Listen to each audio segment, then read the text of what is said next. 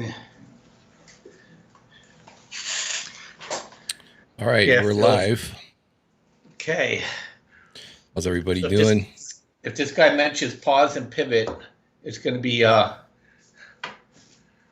it'll be an incredible firework display, I think, for today. Yeah, I think that due to the volatility structure, I think that regardless of what happens and what he says, unless he comes out with something like a 50 basis point rate hike and just like unless it's out of left field, I think what we're going to see initially after the initial algo reaction is we have a good chance of a drift higher, just because the hedges are unwinding. Similar to what happened in the last primary election, everybody was on one side of the boat hedged, and then it came off, and then we had a rise after after the election. Basically, the markets went up for about 2 or 3 days. I don't know that we're going to see 2 or 3 days of up because this event is more short lived, and so, but I do think we could go up later today, but. Beyond today, especially if we start getting over 4,200, I think it really sets up for a big sell-off. Well, I seem to put call ratio at 0.7, so I don't know how many people are really hedged out here.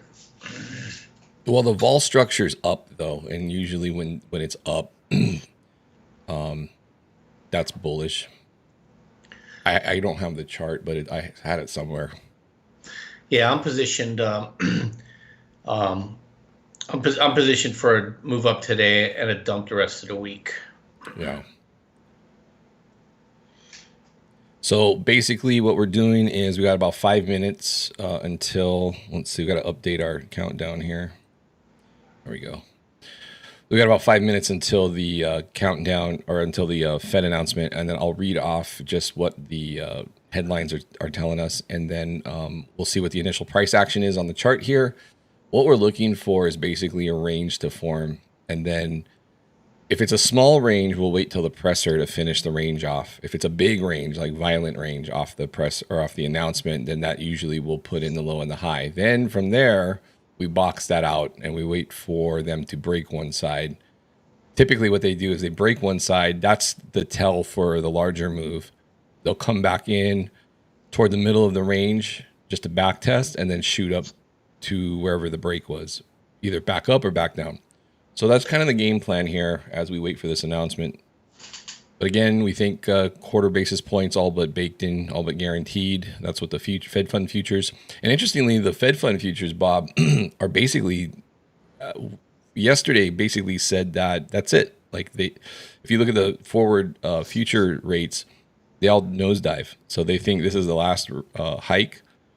And they're still looking for cuts, but I kind of tend to agree this would be the last hike. Yeah, I think if this market reacts positively coming out of this Fed meeting, then they're going to raise again in June. And then I think that'll be the one, because they're going to try to Jenga this market. And you hear the traders, especially the vol traders on the floor, are saying that the Fed is determined to kind of break this spell the market has, that the Fed is unable to bring speculation into balance. Right. Yeah, every little chance that this market gets to go up, they look for anything dovish. I don't know if I've seen in a market this fighting the Fed this much. It's desperate. It really is. Well, it just shows you when you shove trillions of dollars into the hands of the bankers and speculators, that they have a lot of toys they can play with. Sure. Yep. I'm gonna drill down. So this is a weekly chart, guys, and you can see that we had a little bit of. If you look left on the chart, this area was an area of contention, and has turned into what I would consider the major line in the sand area for whether we go higher or not. And as we get back into this range, you can see we kind of bump our heads back into it.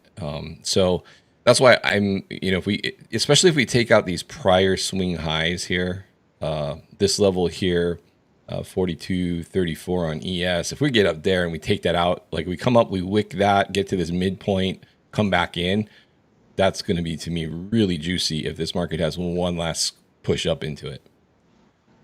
But we could also just not get there and roll over too. There's a lot of negativity under the hood here. You know, banks are in big trouble. If we do get up there, it's strictly going to be derivative driven as hedges come off, in my opinion. Hey, Fitz, is our live showing up on the in the room? I don't see it on YouTube. Are you on? Here it is. It just showed up. Yeah, I was going to say it should. No. Well, the thing that tells me if we're live or not is showing the stream. Is it? And people are commenting. People see it, yeah. I wonder why I don't see it. Thanks, guys. Thanks. All right, we're gonna get the news up here, and then we're gonna see what the headlines are.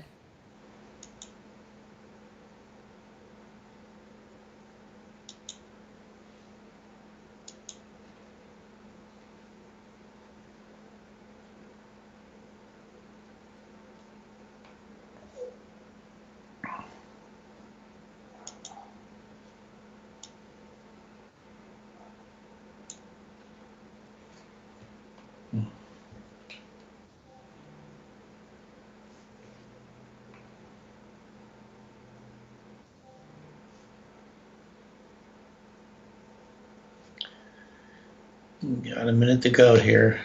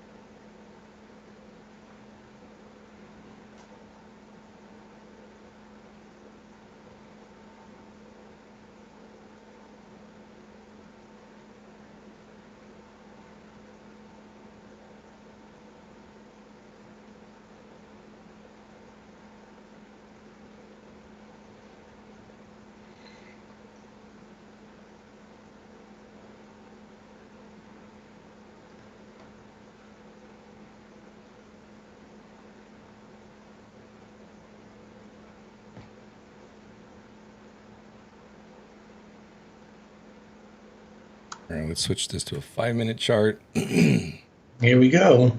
And here we go. All right, see what the initial reaction is. Down. And straight back up.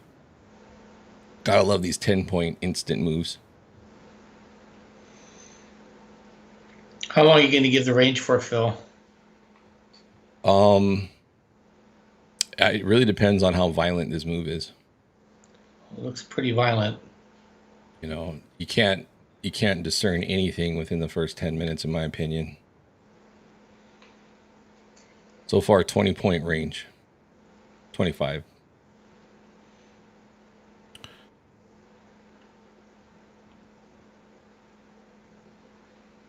And I'm just waiting for first. All right. Fed drops language that it anticipates more policy firming may be appropriate to attain sufficient.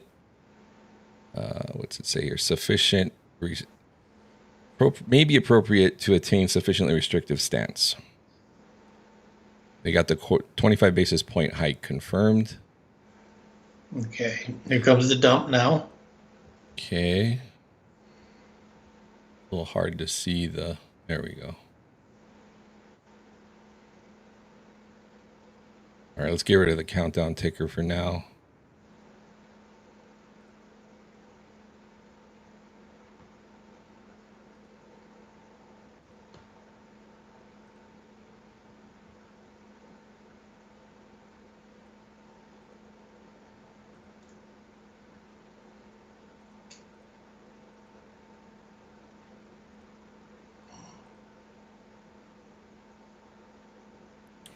So just a really like Darth Maul candle here.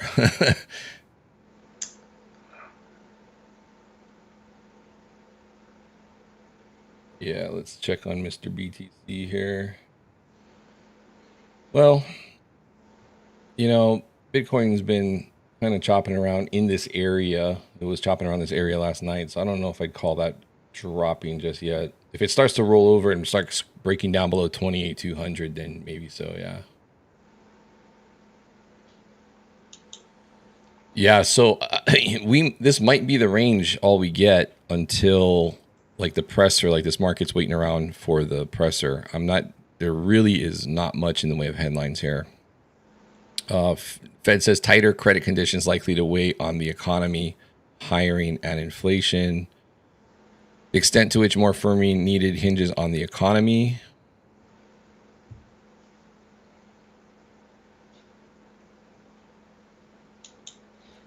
So the doves are going to say that the fact that they dropped the language saying that more firming may be required, they may take that as dovish. But keep in mind, too, though, guys, that pausing and pivoting the other way means the economy's in trouble. And historically, that usually is chasing a recession.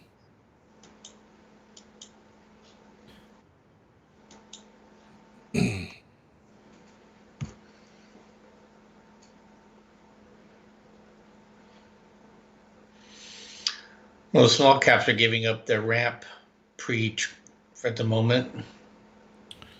Yeah, so we had a little melt up start earlier this time around. But again, like a lot of this range here, like it's just impossible to determine the move yet.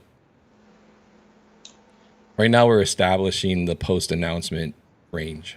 That's all we're doing. Still haven't gotten out of this 5-minute candle yet.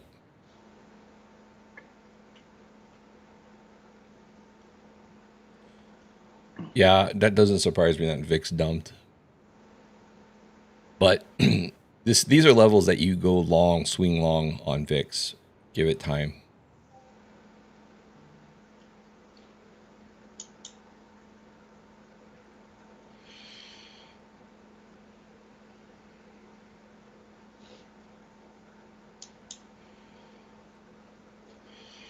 We came down and touched a 1 minute 144 in IWM, and that held so far.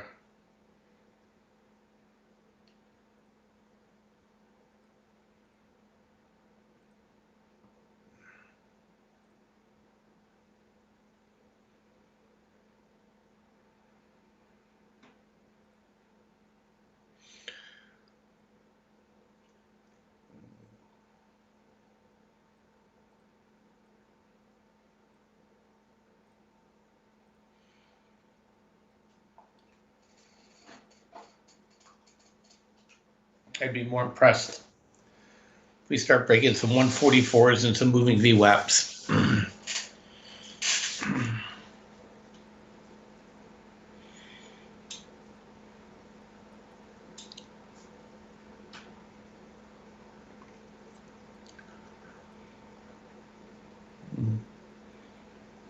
Okay. See if we set a bigger range here. You're watching ES, Phil. I'm watching small caps. 14% of the small caps are financial services, 15% are healthcare, and I'm sure there's a lot of biotech in that.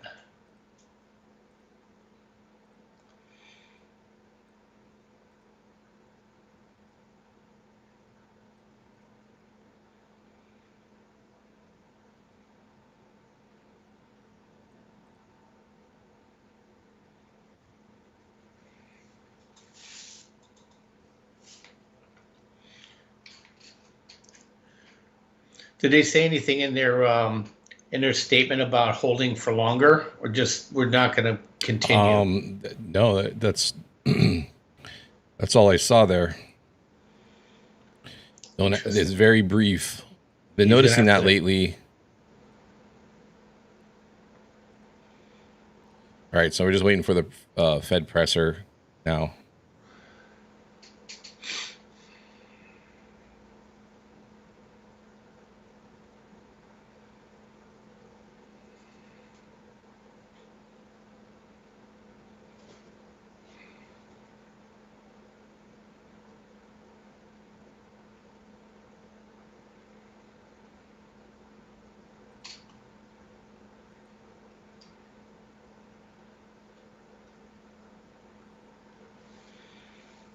Mm.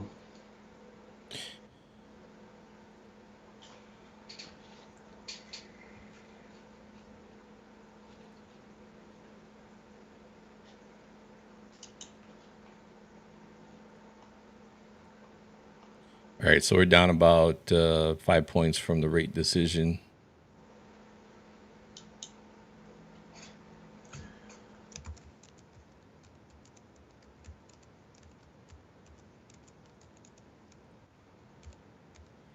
Let's see here if they said anything else.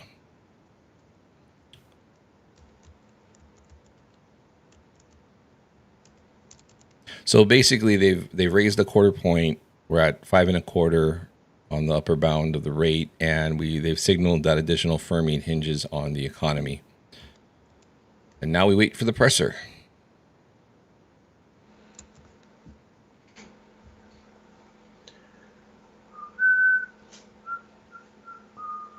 So that's in 21 minutes. Maybe we have to play some bumper music while we wait. Can't though, man. The copyright.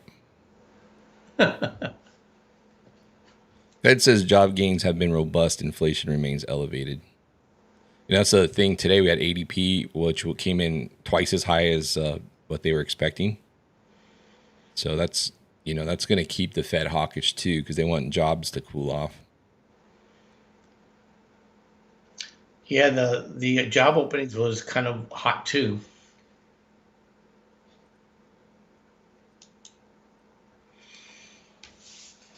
All right, guys.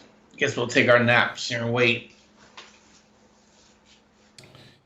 The question is going to be is when are you going to pivot?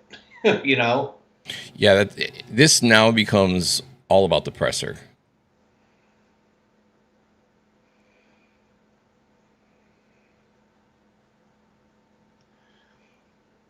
Now the Fed presser countdown is wrong. Let's see. You got to change that. It's not 3 hours away. It's 20 minutes away. I know.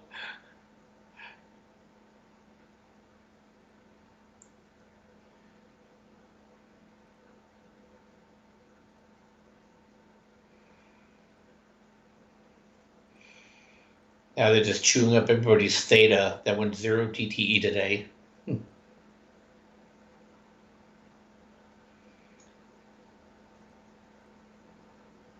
I don't know why it keeps saying 3 hours. Yeah.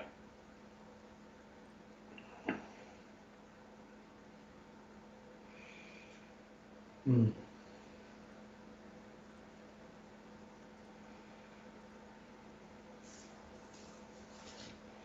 See if anything flipped in the last 15 minutes here.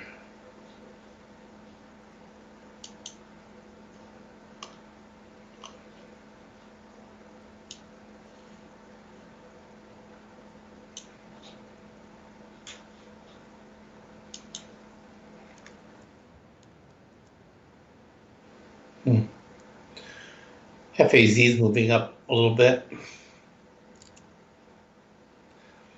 Some power is making a little bit of a move here last 15 minutes.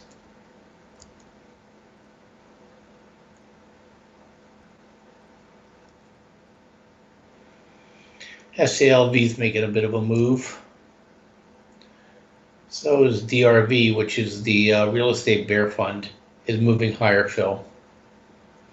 So what's interesting, the bearish real estate fund moving up and the bearish financials is moving up as well.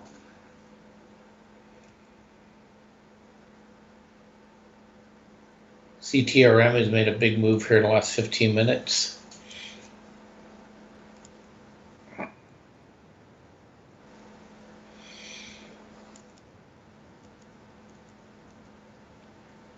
that's pretty much it, on at least the watch list that I follow. I'm sure there's more. Okay, so a little drift down here, expanding the range. Here's your 15-minute chart.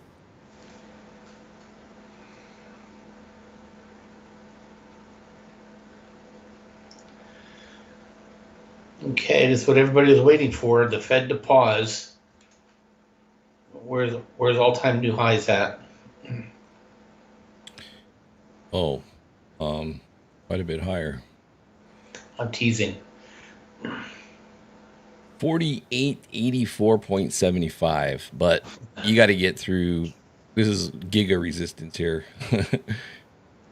You got to go through three other lower highs over the last Yeah. 18 months. And that's, I think, been the key here is that, you're not making, you got three major lower highs. We're looking for another major lower high here.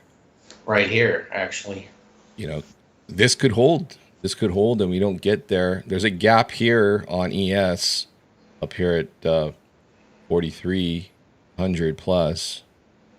There's also a gap if we look on the SPX, which a lot of people have been eyeballing this. Which, you know how it is when everybody starts looking at something, and that's right smack in the middle of its range there.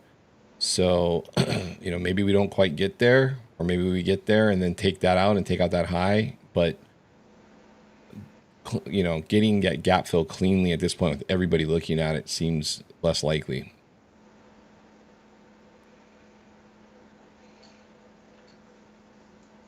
But again, for me, it comes down to, what is the range going to be going into after the depressor?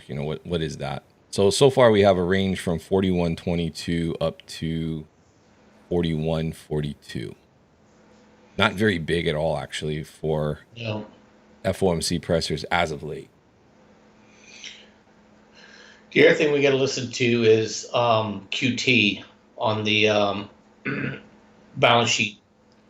Their plan to change, or they're going to still aggressively remove their balance sheet. Yeah, that's going to be key. Balance sheet reduction. Because balance sheet reduction will take away from the liquidity in the markets, take away the liquidity in the markets, and the markets start to go down. And then Yellen too, she's got some funds that she can kind of leak out back into the system right now, but she doesn't have much. No, they say the rumor is June 1st, but I think she's probably lying to try to create some drama.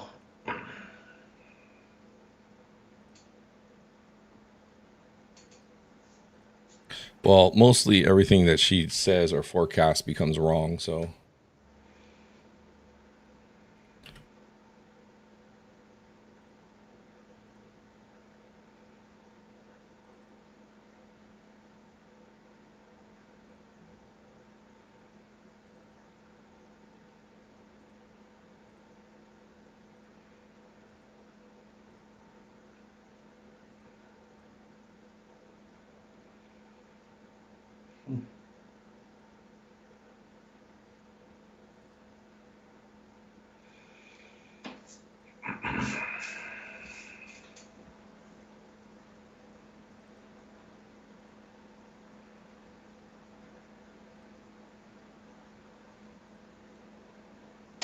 Big old gap there on the 5-minute chart. Holy smokes.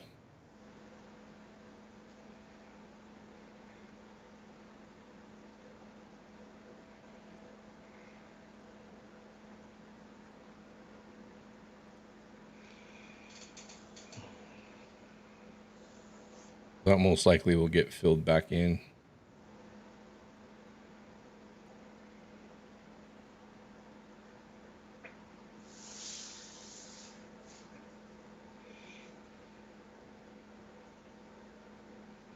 DXY chart. Yeah, let me look.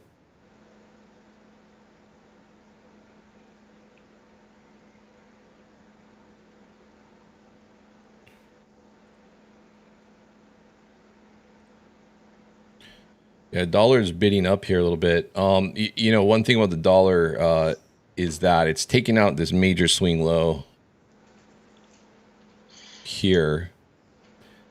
And to me, that's a decent reversal point. I personally, I think it's basing. However, if we do end up losing 101 basically, and this thing starts to roll over, especially if you get something like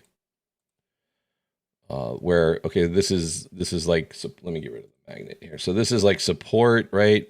So we break that, you're going to look for something like comes back up. This is probably a short for dollar and then heads lower. However, I think what we're doing potentially is basing here, and then we're going to kick back up higher. I think that's the move that's coming.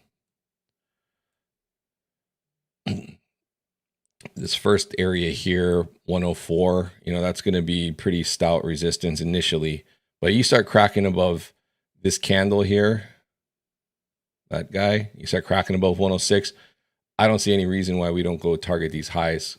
And that's where I think this ends up being part of the move of the bear market, where once we get up here, that's your bear market is peaking, and which means, markets are in the toilet, and you can probably get macro long. Yellen also announced treasury buybacks starting in 2024, which means they're buying back treasuries. I mean, they're not calling it this, but that's yield curve control. And yield curve control is the one thing that's going to send Bitcoin and gold screaming higher. So I think, if they follow through on that, 2024 is going to be super bullish for gold and Bitcoin.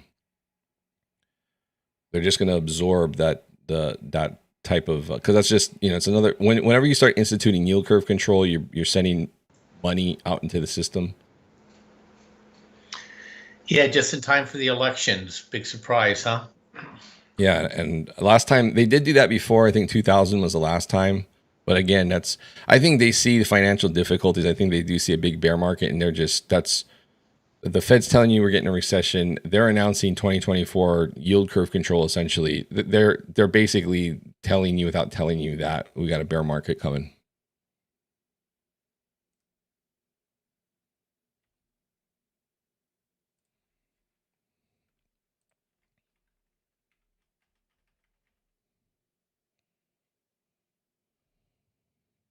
Yeah, they need duct tape. They need all 10 fingers and all 10 toes and a case of duct tape.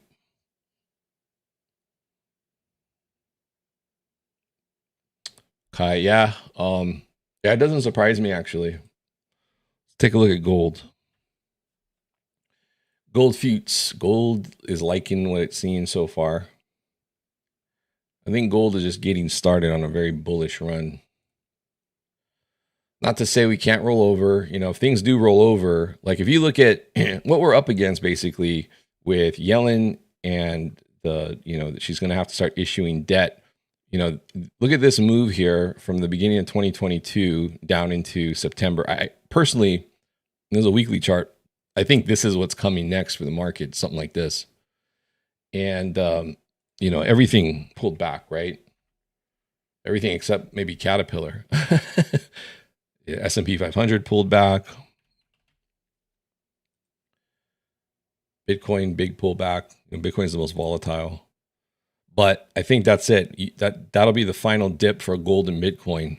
And they may not go as low either. And, going to be what I would consider generational longs to be getting into those. What did energy do? Hey, Phil, big surprise. ES is at 4150 for the millionth time. Yeah, 4150. That's, yeah. Well, it's right. That's big resistance. That's the resistance flip.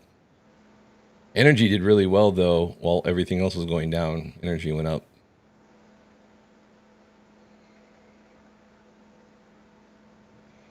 To the Fed doesn't want this to happen. This is inflationary.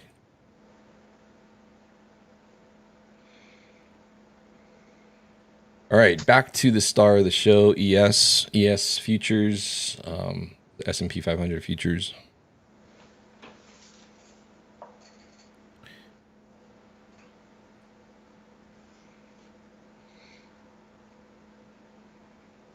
All right, so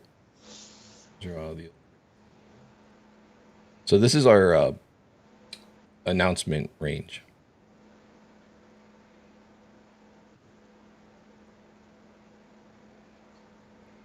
But because it's only about 20 plus points wide, we're going to wait for the presser to finish putting this range in. Then when that's done, we're going to wait.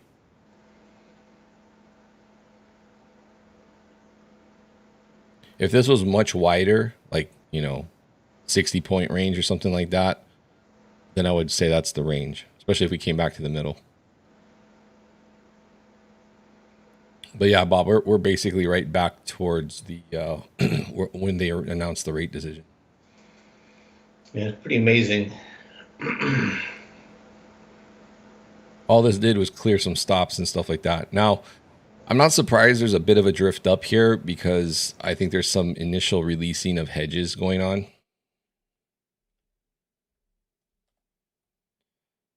Bitcoin's holding steady at 28,607 or so. Positive ticks are coming into the market. That means there's broad lifting of stocks.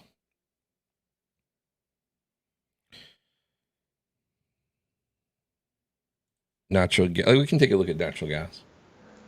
They're pushing the market up higher now. Yeah, I think this is what I thought might happen is we get a drift up overall.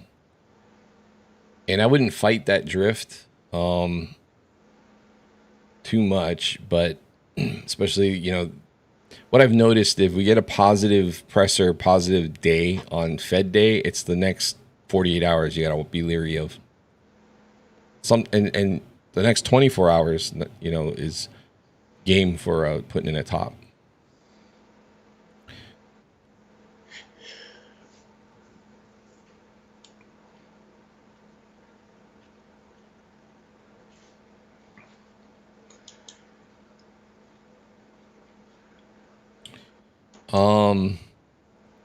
Well, if the dollar goes up, which it seems like it's wanting to, then the Euro USD is going down. Let's see where we're at on that. So 5-minute chart, Euro USD spiked initially, potentially could come back and take out the initial spike. If it round trips this, then I think we're going to go lower.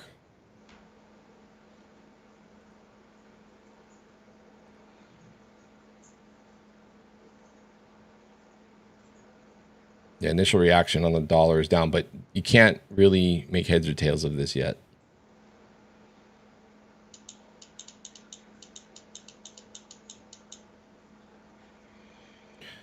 Not necessarily Cobra Joe. That doesn't always happen. There's times when it rises together. Yeah, especially in a recessionary environment. Exactly. 25% of the time, gold and the dollar rise together.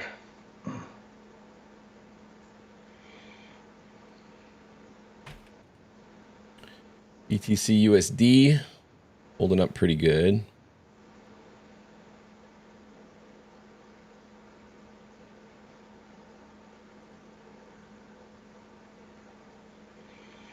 So, Bitcoin's gonna, these are major lows here on these weekly candles, these weekly wicks. So, I thought that, if we can get another push up, this is one push, two push, you get a third push, you're probably going to test these lows up at 34. But that remains to be seen.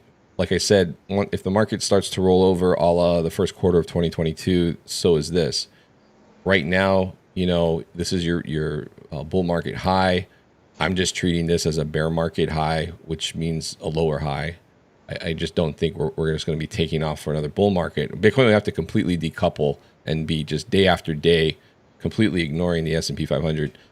But, if you put the S&P 500 on here, they're kind of going up together. So I can't quite say that it's totally decoupled yet. It's outperforming, I would say, to the upside at the moment, but I'm not sure we can say that's decoupled. Decoupling would be S&P 500 is just going down, and then this thing just continues to go off for weeks and weeks. Then that's a true decoupling. I just don't see it yet. We have moments. We have fleeting moments.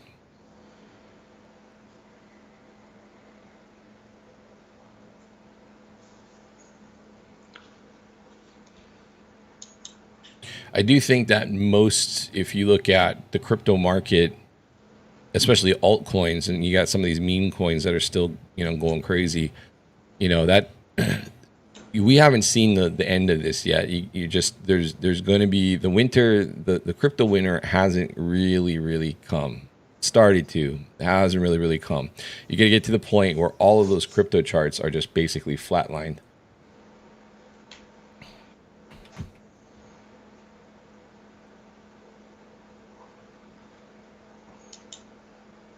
So this is the crypto market cap excluding BTC and ETH, right? So, I think you're going to see, let me change this a little bit. I think what you're going to see is, I think we're going to eventually get down in Eiffel Tower this entire move. So that means that the altcoin market cap is going to come back down to these, basically this is pre-COVID levels, right? The crypto market cap is a great representation of the excess liquidity in the system, right? This is all from the Fed, basically. So as much as they hate crypto, they sure did it a bunch of favors for what they did, but great representation of excess liquidity in the system. Fed's hell-bent on getting their balance sheet rolled off and all of that stuff. So, you got another big drop, I think, coming ahead of us as we get to the end of the year. And I think once you see this market cap on total 3 get back to these levels, this baseline, then start looking for, long-term swing trades. When I say long-term, like, 12 months and on some of the better names.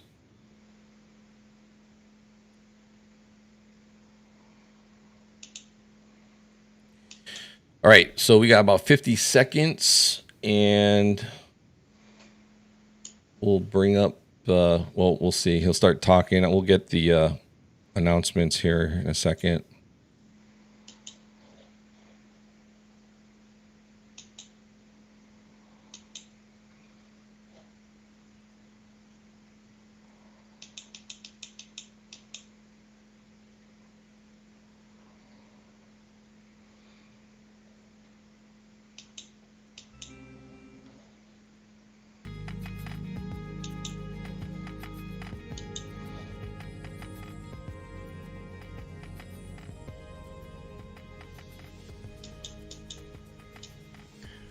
Got a Kona buy on SunPower.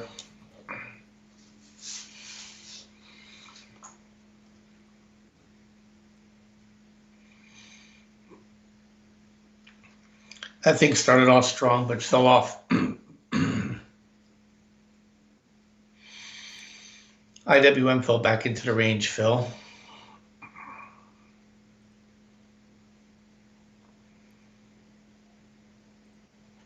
Let's look at IWM here.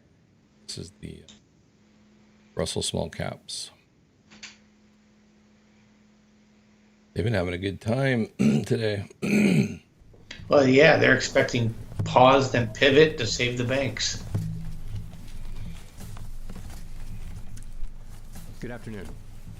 There he is. Good afternoon. Before discussing today's meeting, let me comment briefly. The man, the myth, the legend. Let me comment briefly on recent developments. Okay, so we're gonna basically watch the reaction because the announced or the comments are coming through on the headlines. So we're gonna see what we will continue to what those are in the sector. We're committed to learning the right lessons from this episode, and will work to prevent.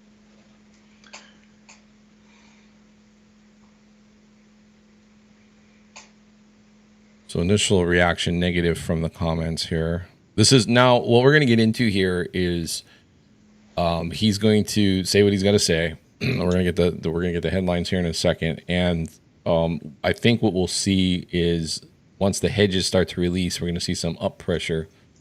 Now, if this thing doesn't start cracking the ranges here, then I'll say the range is in. But I want to see a pretty swift range expansion at this point. We're getting some minus ticks coming in.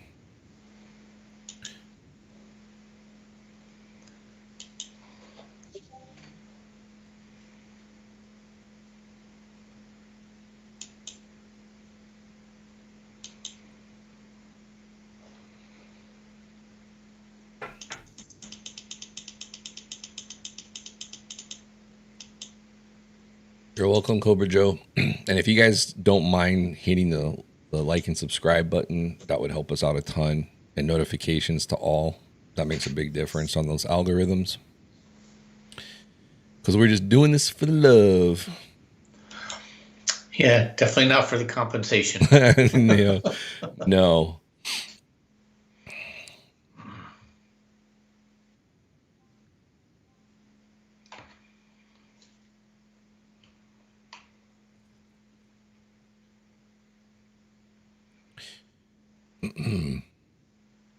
Not getting anything here. Okay.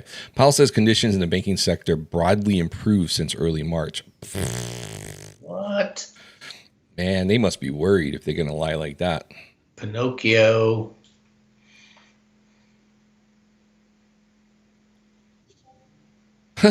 The headline says Fed opts for dovish 25 basis point hike. I mean, they're just desperately trying to spin this thing dovish. Powell says they're strongly committed to bringing inflation back down to 2%. That's hawkish. Fed's Powell says we will use data to determine the extent of future rate increases. That I think was somewhat expected. The Dove Bros are going to interpret that as dovish because they're going to say that's open, leaving the door open for a pause. We will take a data-dependent approach to determine the extent of further rate hikes. The U.S. economy slowed significantly.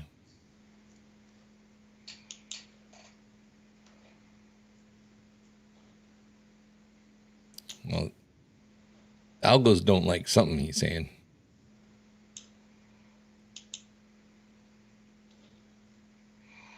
So this might be our range here. Usually when he starts talking, I'll look for a quick expansion, and I'm not seeing it here. So if we continue to chop around for another 5-10 minutes inside this range, I'm going to say that's the range. Then we're going to see which way this breaks.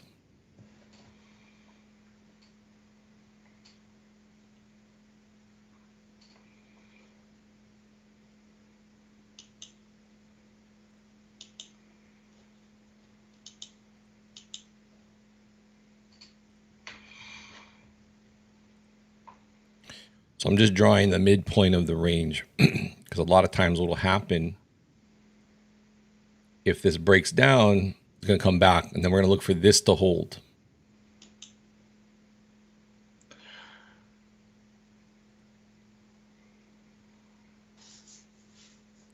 Powell says U.S. banking system is sound and resilient. We just had over $500 billion in bank failures, so it's sound and resilient. Inflation pressures continue to run high. Wage growth has shown some signs of easing. These are all Powell's comments.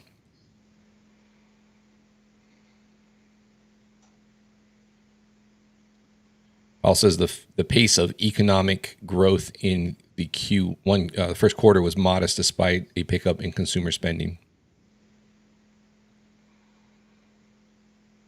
So we got a little peekaboo outside the range on that candle there, that wick. Now we're getting a further push down. So I'm looking for basically a move back to this midpoint.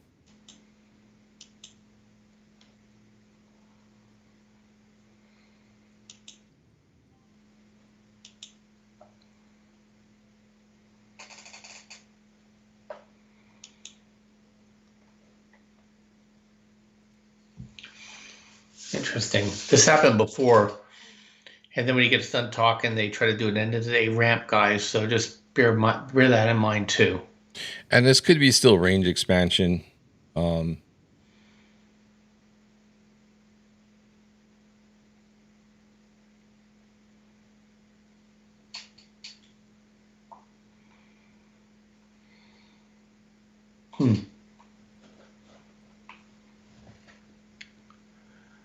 How's TWM doing here?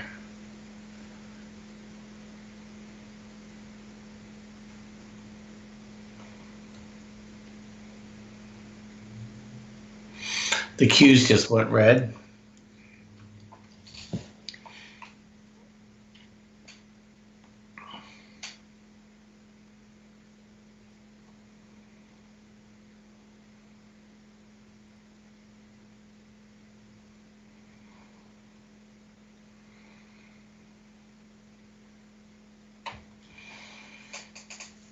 SARK's starting to get a little bit of a bid. Nope, pulled back again. Big jump back up. Yeah. Big jump back up. Yeah, Q's just jumped a buck.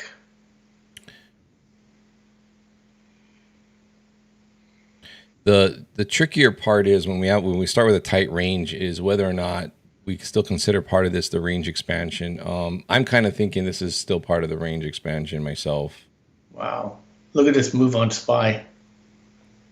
Yeah, we just jumped up 20 points in a heartbeat. Let's see here. Powell says the economy is likely to face headwinds from credit conditions. I think that was the part of the dumping down. We are prepared to do more if more is warranted. We'll make decisions meeting by meeting based on the data. All right, so I think we're getting the narrative here of just, we'll see, right? Yeah, the Qs are at 321 now. So they're not. What I'm not hearing is anything regarding cuts.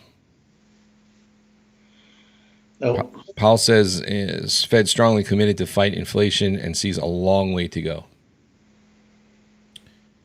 What I'm looking for is him explicitly saying no cuts for the rest of the year. Fed swaps, which is the futures that basically try to forecast hikes, they're showing firmer June hike odds, but still below 1 and 3. So Mara likes this. MARA likes this move. Well, that's interesting because Bitcoin's dumping. Usually they're somewhat attached to the hip.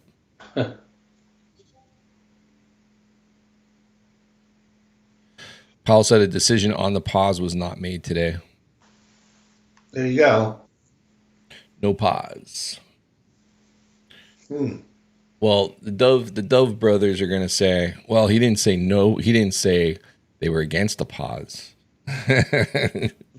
He should say, we really like what Australia did.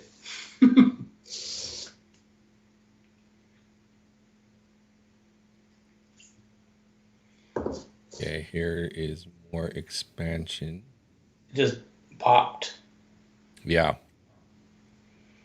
Remember now we can get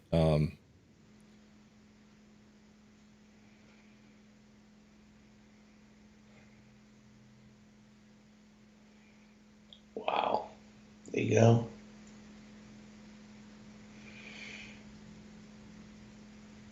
yeah, this is the effects of hedges coming off too.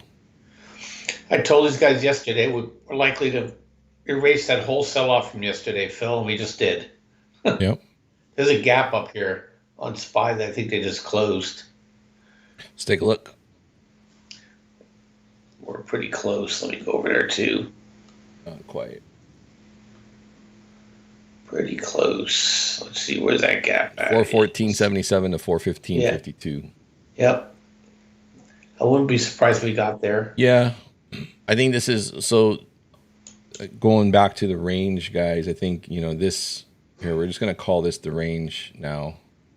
I think we'll see this chop around. We should get a move one way or the other that takes it out. That move is going to tell us probably the longer term direction of things. But before we continue in that way, we'll move back to the middle of the range. So it's just like this algo pattern that they do on these announcements. But lately, the ranges have been smaller off the 2 p.m. announcement of the rate, and they're keeping the comments really brief on the 2 p.m. And the range has been smaller. Before, the range would be really wide, and that would set the range. Then the presser tends to widen the range, and then we wait to see which side breaks first. So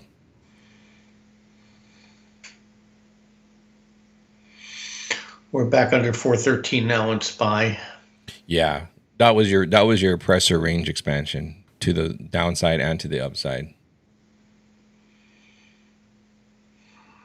So I feel pretty confident with this now being the FOMC range, and now we wait to see the pattern play out.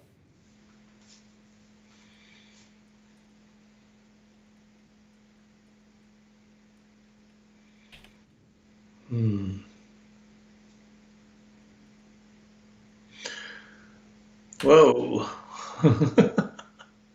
Yep. The vomit comet is in play right now. Yeah. So yeah.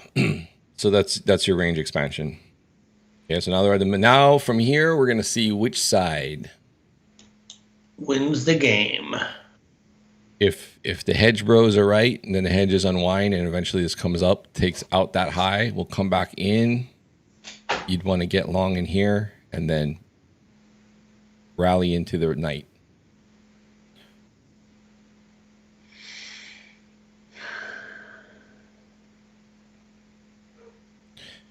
Powell, no one should assume the Fed can protect the economy from a failure to pay bills on time. So he's referring to the debt ceiling debate that's starting to become front and center. We've been warning this is going to be front and center.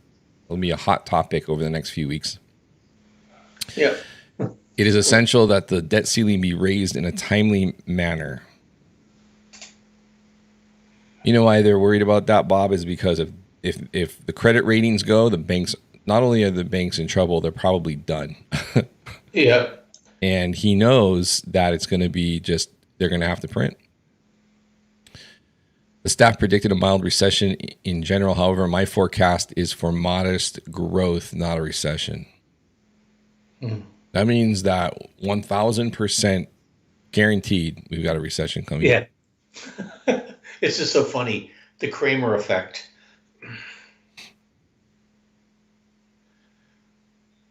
And Kramer called for a pause, a pivot, and a brand new bull market. So just FYI.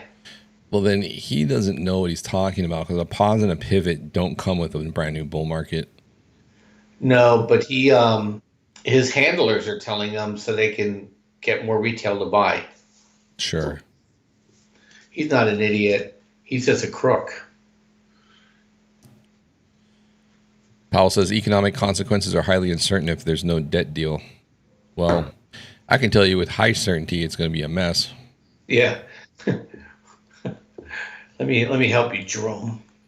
Is the thing, right, guys? He can't tell you the truth. The market would just freak out. They're beholden to the market algos. The market algos basically force them, shape the way that they announce. Okay, that's how powerful the market algos have become. You ever see that movie Liar, Liar? Can you imagine if Jim Carrey was the Fed president? Oh yeah, we get sweetheart deals all the time to people, as long as you're an insider. So for you guys, saying that, these moves are just ridiculous and, it's just scam and blah, blah, blah. And I mean, a lot of the market is scammy, but that's the market, right? And so the reason why you're seeing a lot of this is, you have to think about how many different markets trade in the S&P 500. It's the world's biggest, index, right? It's the largest market in the world. And you have a lot of cross currents. And so you've got volatility funds, you've got different hedge funds, you've got just everyone's got a different way of correlating the way they invest. And you've got hedges and people positioning. And so what it is just when you get the announcement, you got hedges coming off, you've got people repositioning, you've got rebalancing. So you just get a lot of chaotic movement. However, the range ultimately is going to paint the picture of where the overall market wants to go. But a lot of this stuff, like inside here, total mess until the market shows us which way it wants to go. Like really pointless, in my opinion, until one side of this now breaks. This is what I was looking for, was fairly wide range. Now we got 4130 to 4166, 36 points. I mean, it's not huge, but the way that we've expanded 2 times now tells me that we're good to go now. So from here, which it's just a matter of which side breaks. And it's just our current atmosphere with how the algos handle the announcements. In a couple of years, it'll probably be different. Yeah.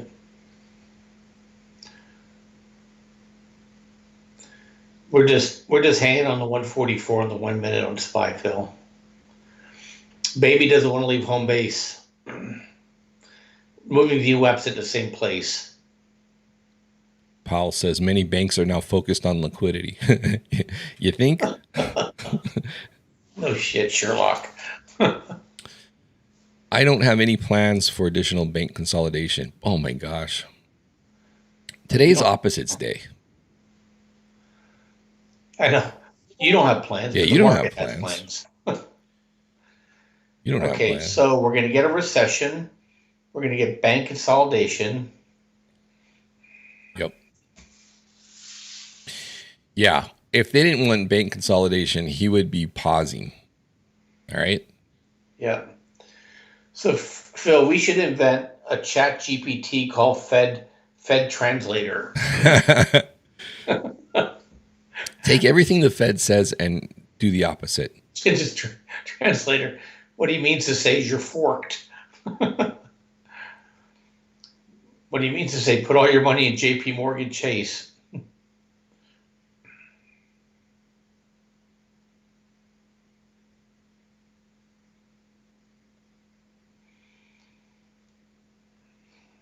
Somebody says they should ask him at the presser, does he plan on making JP Morgan bigger than the Fed and your idol Jamie Dimon even richer?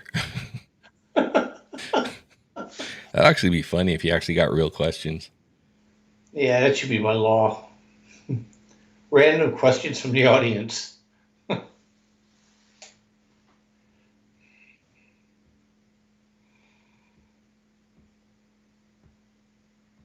Yeah, self-selected. If you ask a bad question in their eyes, you just never get invited back. Just same with Jean-Pierre. You know, Yep. if you didn't like your question, you're not invited back. There's a I don't know if it's on YouTube still, but Janet Yellen got asked a question that was out of bounds, and the look on her face was like terror. Like she looked over, you could see her looking off to the left, like she was looking at one of the handlers, and you could just tell like that was an off script thing. And I think they followed up and said that guy was not back at the next one.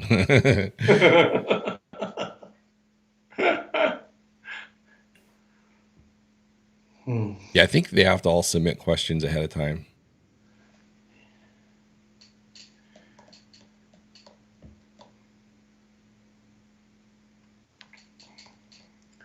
Yeah, I did. I did a.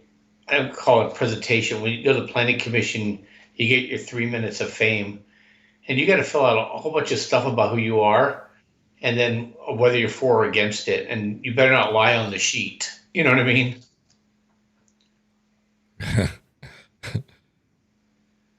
All right, Powell says it's good policy that we do not want the largest banks to make large acquisitions, but the acquisition of something is an exception that follows the law on the least cost bid. Acquisition of a failed financial institution is the exception that follows the law on the least cost bid. I think he's addressing the fact that why JP Morgan was allowed because of the 10% rule, 10% of deposits, and there's an exception to the rule that they can acquire a smaller bank if it's deemed that bank poses a systemic threat. And again, that comes down to really what the Treasury deems it qualifies. So at the end of the day, it still comes down to Yellen can basically dictate whatever she wants with who gets gobbled up, who doesn't. Yeah. Which depositors get saved, which depositors don't. And so that's my problem is they're going to force, that kind of mentality is going to force more people out of the smaller regionals because those are the guys that are in big trouble, especially those guys that you saw the video, what was it, yesterday? We showed you all of those banks with CRE exposures. If you're in those banks, you'd be crazy not to run to JP Morgan or Chase or any of those guys because, your deposits will be safe there no matter what because it's a GSIB, right? Globally strategically important bank. Well, whatever he said, they're selling now. Yep, this is interesting. We're going to break the range to the downside. Yep. All right. So what that tells us is if this breaks down, now it hasn't broken yet though. So nope. That's why this range becomes important because all this stuff doesn't count until it breaks. Now, if it breaks down, normally they'll push down a bit. I would suspect 4120, and the reason for that is because that's where the big strike level is for options. 4100 on SPX, we're about 19 points differential, so about 4119. So I would not be surprised to see a move down to 4119. We can even put that on the chart. And that would be where I would look for a bounce to come back up.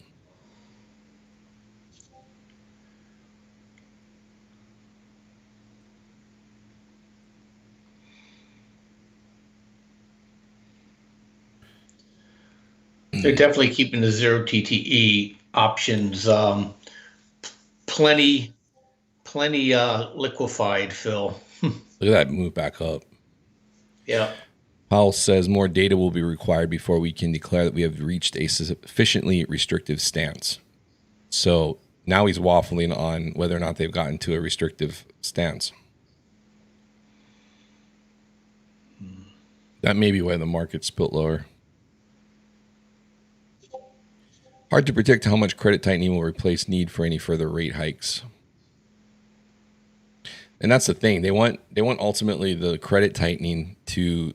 So I mean, that's what they're telling you guys is that, you know, banks are going to not be lending as much. Think about that. You're not going to get car loans, or they're going to be much more difficult to come by. You're going to have really good credit. You know, business plans are going to have to be really appetizing to the lenders. Otherwise, you're not going to get funded for your business plans. That's bad for tech. That's bad for Silicon Valley because those guys rely on cheap debt to fund their little dream projects. Biotech. A-Tax Partners, how are you?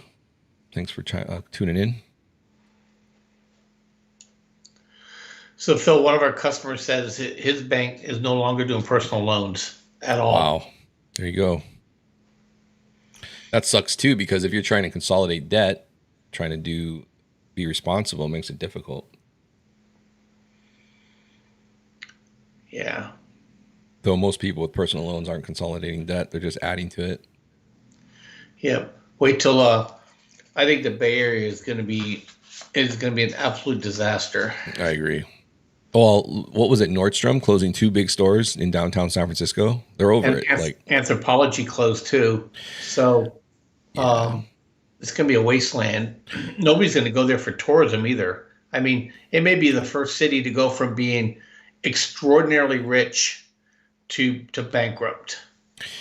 Well, you know, the shoplifting's out of control. I mean, every day on Twitter, I see someone posting videos of people just cruising in. They put the mask on, like, you know, and they walk in and they start piling stuff into their bags, into those big shopping bags, those reusable bags, and walk out. Nobody does anything. Nothing. I saw one today. It was one of the supermarkets. I can't remember what part of the country. I think maybe Midwest or East Coast. But anyway, this lady just had a shopping cart full of meat. Like she went in there, loaded up the shopping cart, went out to her car and just started throwing it in the back of the car. And one of the workers came out there trying to stop her. I mean, it's just like, it's so blatant. It's crazy. Yeah. And in about 6 months, she's going to have to drive 10 miles just to get to a grocery store in the county where the sheriff will arrest you, you know? Yeah. It's very lawless. Very, very lawless.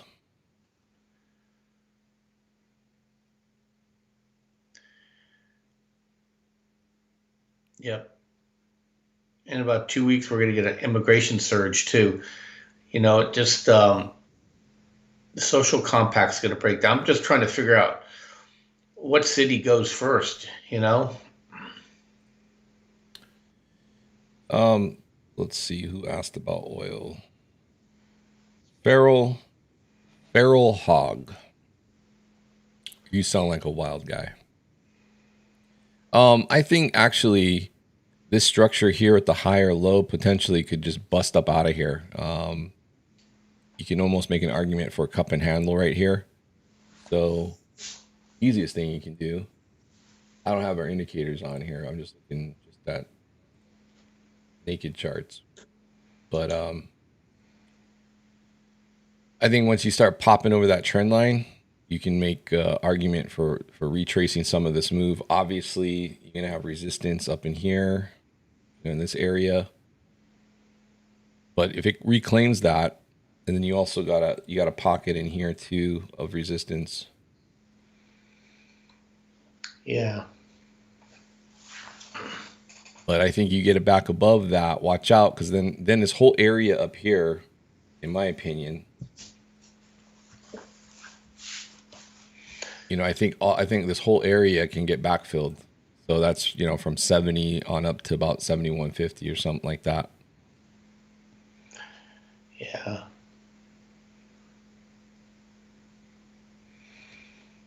They'll start turning the taps off soon. Let's look at DXY here, see if it's cranking back up. So DXY 5-minute chart, that's fairly bullish too, because you basically dipped. So basically you had compression here, right? And then you had the false breakdown, came back above. So what I would want to see is this area here.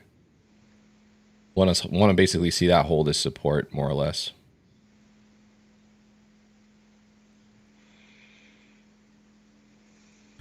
Let's check on our friend ES.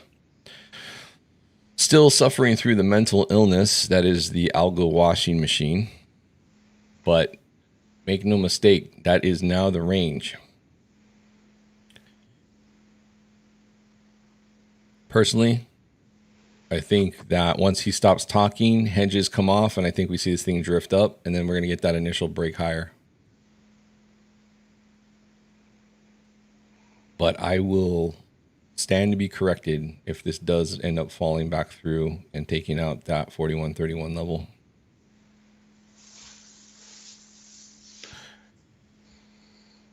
Let's see. Powell says policy is stringent, trying to stay at a sufficiently restrictive level in order to reduce inflation. Perhaps we're not that far away from a sufficiently restrictive level. It's funny because, Bob, early in the year, they were saying there was times when some of the Fed governors were saying that they have reached restrictive level.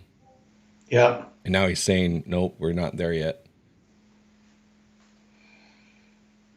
So DXY is firing a 4-hour buy signal. So that would imply we see more up going into tomorrow. And, S&P 500 can go up with dollar, but normally that doesn't last too long. Yes. Symbiotic broke 25. Wages are still higher than the 2% inflation rate over time. So he wants that. He wants a much cooler job market. So basically, not much has changed. He's basically still of the stance that they're going to get to 2% inflation. They want the job market cooler. He did omit about specifically talking about a pause and a cut. He didn't say that a cut was off the table for the year. They're just not even talking. Now they just went to data dependent. But I'm going to tell you something. That means they're worried. Powell says the case of avoiding recession is more likely than having a recession. Keyword likely. It's possible that we will avoid a recession. That doesn't mean anything. It's possible it might rain tomorrow. Well, out here it will. I think it will here too. John Doe, you are right. And the liquidity chart, I'll put that into perspective. John Doe, he makes a good point. What do we deserve to be up here? I'm going to show you guys this liquidity chart. If you guys haven't seen our videos, are new to the channel, hit like and subscribe, smash the notification bell. I'm going to show you what we've been showing these guys for a while. And while we wait for this range to break. So this is the liquidity chart, and basically below here is fair value, and basically these circles are telling us when things are oversold or overbought relative to fair value. See, the blue stuff is liquidity, and that drives. It's essentially the fuel for the market. It's a combination of the balance sheet, the treasury checking account, and how much money the banks are parking at the Fed overnight. Now, when the Fed went to town and released a bunch of dollars into the system, here's what happened at COVID. Huge, you're talking historically massive amounts of M2 dollars into the system. Okay. Right. What was the market supposed to do? All it could do is go up because this goes into the market, regardless of what anybody thinks. It always goes back into the market directly or indirectly. So then what happens? They stop, right? They end quantitative easing. So quantitative easing's buying basically treasuries from Yellen, turning around, converting that into dollars for the banks. Banks put that into the market. So that was all through here. Then they stop, right? 2022, they said it's over. We're going to start rolling off our balance sheet. So they're reversing the process. Liquidity goes down. What does the market do? It comes down. Now, in the last, since middle of 2022 on net, this has been kind of going sideways, right? Minus the gyrations, but it keeps finding center. And that's why this market's been kind of hanging out in the 4150 area for so long. Sometimes it's over it, sometimes it gets under it. We get overbought, oversold. But it's because the Treasury has been fighting the Fed roll off. Well, that's going to come to an end soon. Yellen's going to be forced to issue a lot of debt. It's going to drive up her account. Her account going up sucks liquidity out of the markets. Okay. So eventually we're going to get another episode like this where the liquidity drops and this market's going to follow it. And gold and Bitcoin to an extent is going to follow it lower too. So it doesn't bode well for the second half of the year. So even though it might seem on paper that the debt ceiling raising is a positive thing for the markets, and it is positive in that the government doesn't default. However, it's going to kick off basically where the liquidity drops quickly for the markets, and the markets will start to drop. So on net, it'll be a bearish development once. So that's kind of like, to me, that's going to be like red flag for things going south, or starting to go south, I should say. If they don't raise the debt ceiling, it's also already going to start causing trouble. So double bad would be that the debt ceiling fight gets really entrenched. We do start to potentially get defaults. I don't think right off the bat they will, because they can finagle some things to make sure that the interest payments get paid on some of the debt that's outstanding. But they will shut down, parks and, national museums, and anything non-essential is going to be shut down, which also will kick off a recession because people won't be spending money. Yeah, they'll furlough all the federal employees too. Yeah. So I don't, as much as it's easy to say there's going to be a default if we don't raise the debt ceiling, they can stave even that off for a while too. But at some point they're going to have to raise it. Here we go. Run to the top of the channel again. All right, let's get back. So anyway, to point being, they're draining this doubt, and you can see where we were and where we can come back to as they continue to drain this out. And they're going to be draining this more as we get into the back half of the year. So I just wanted to put that into perspective based on John Doe's comment there. All right, so back to the markets. Chopping around the rate decision level. Going nowhere, which is fine because that just further confirms this is our range that we need to break. It's fine with me because I have a bunch of credit spreads on that are draining out of life.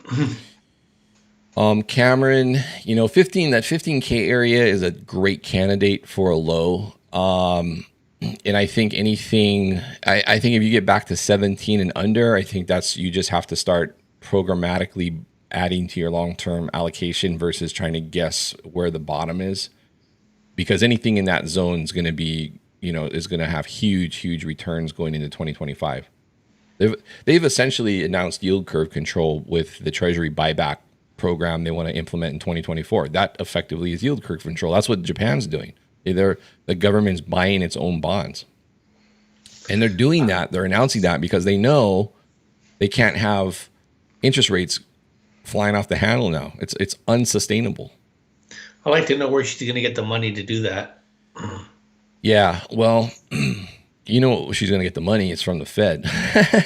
It's going to be inflationary, and that's why the Fed, because the Fed's going to have to go back to QE, right? If they go back to QE, she's got all the money in the world to do that, and that's why gold and Bitcoin are going to take off.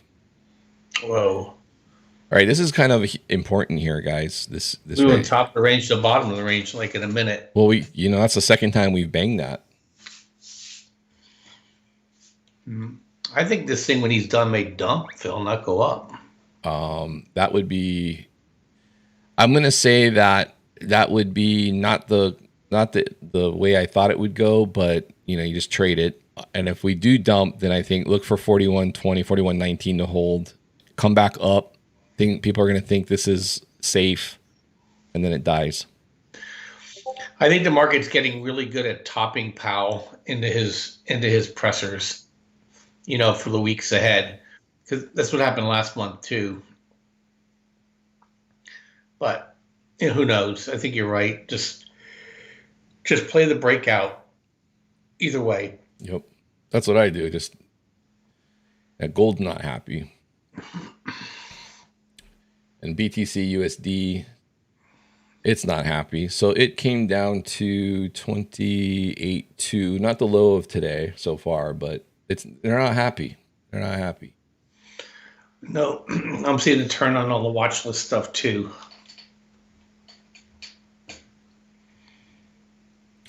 I will say this, guys. This is the most, I would say, fought range that I've seen in a while.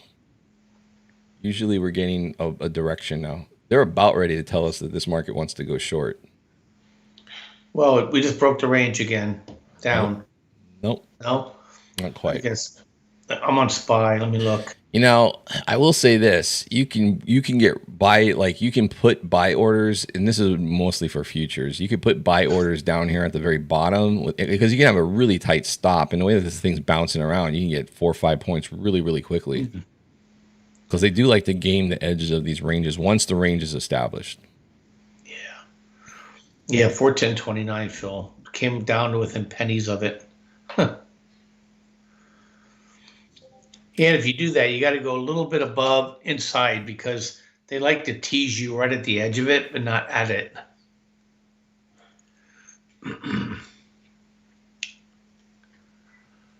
Okay, it broke. Now we broke it. Now I'm not really excited about that break unless this thing really starts to push down and gets down to 41.20, and then I want to see it come back inside. To me, that's textbook, right? So what lately the algos do is they do one of these deals. They get to a support level. I think it's 41.19 because that's the big gamma level.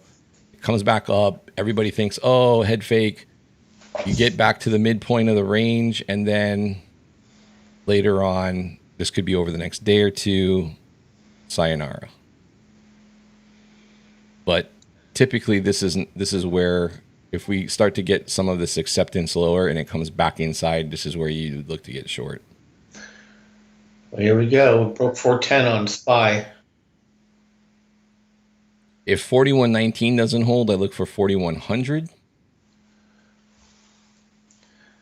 IWM's giving up the ghost to 173.66. The Qs are 318.74. SARC is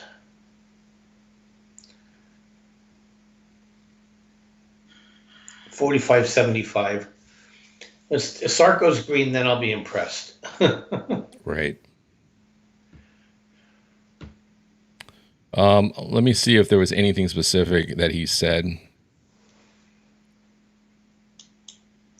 FOMC's, this is 2 minutes ago, FOMC's inflation outlook does not support rate cuts.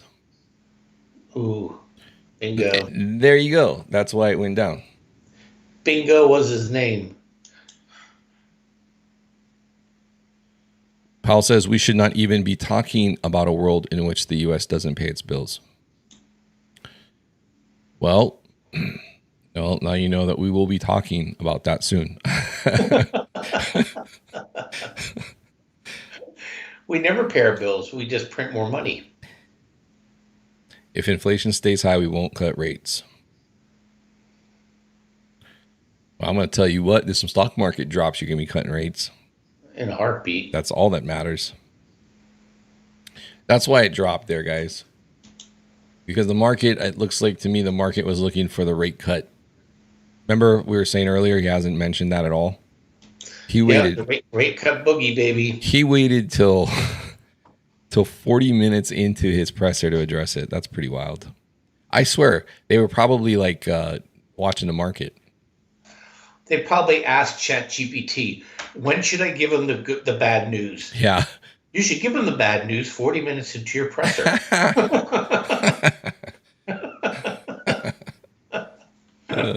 Nobody thinks anymore. Did you see the company Chegg? Chegg? It's going to go out of business, guys. It dropped 80% today because they couldn't get a guidance because nobody's buying their educational stuff anymore because the kids are just getting on ChatGPT, and it's just basically become a free version of that company. IBM, 7 million, not 7 million, what would they say? 7% of their workforce is going to be obsolete because of ChatGPT. Well, AI in general.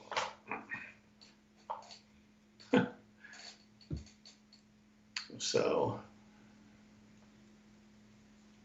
my daughter is a stylist, and she was reading to me this morning before she left for work. She said, Dad, I'm reading about hairstyle and AI. She goes, what the heck is this on my timeline? So she goes, I got to read it. Can you imagine a robot cutting your hair? Oh, Powell's going to be, this is one of those days, I think, Bob, he's going to be speaking until the end. Yeah.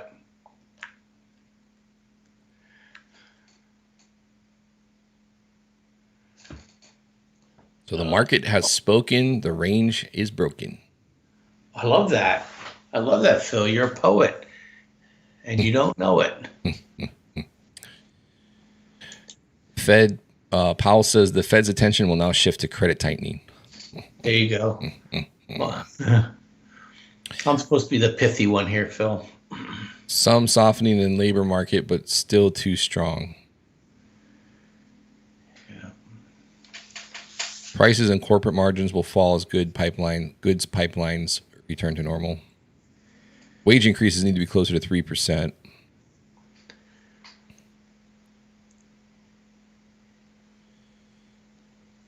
You know, what do you think, Bob? Stagflation?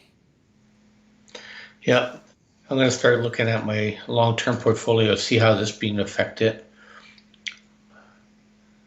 Powell now says possible we'll have what would be a mild recession. Well, that means medium to heavy. He just got done saying it's likely we won't have one. We don't need ChatGPT. We just need to do the opposite. Rate cuts would be inappropriate given our belief that inflation will take some time to subside.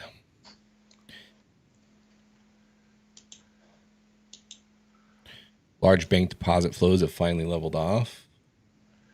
Not too All right, we're coming into that zone, guys. 41.19. Again, that is just a large gamma level, meaning that there's a lot of open interest on this strike as it pertains to the S&P 500. So the SPX is the index for the S&P 500. We're looking at the futures.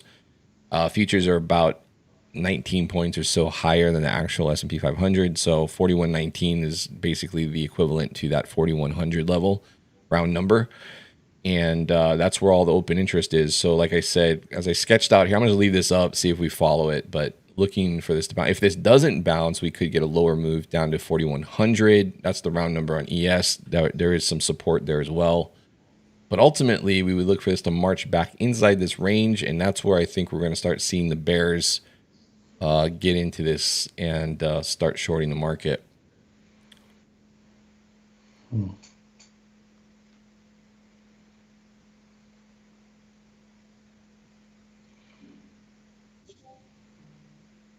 Let's see what else we got here.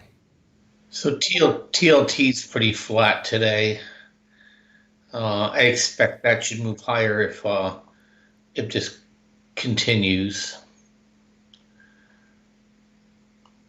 And SARK now is almost flat for the day, Phil. Powell says he's had a few regrets. Trading regrets or? All right, let's take a look at the gold buttes, see what they're doing. Gold's recovered here. Let's look at the dollar. Dollar, that's holding over that level we were looking for. Let's look at the euro dollar.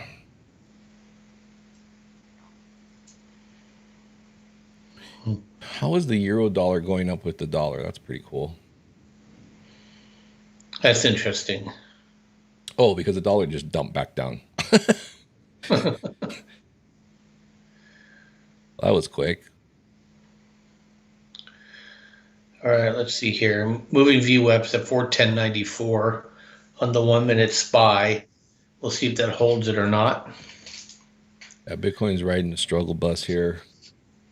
Yeah, I think I think it's gonna be no bueno at the end of the day. Well, yeah, I think the break lower was the tell. Let's see where the Qs are. The Qs can't like that. Well, they're down to 319. Where's IWM? IWM is down to 173.70. Okay. SPY's dancing around 410. So we're just hitting the bottom side of that range. You can see where that's, trying to fight to get back in. So if it starts to come back in, we'll watch for that to grind back up. And again, toward that 50% mark. Microsoft gave up all its gains, Phil. It was at 308, now it's at 305.50. Let's take a look at NQ. Excuse me, everybody. NQ, pretty much the same boat. Let's see, down to range lows there. JP Morgan's down almost 270 now. Yeah, NQ and ES are in very similar situations. But I just don't know how these financials make it. I don't either.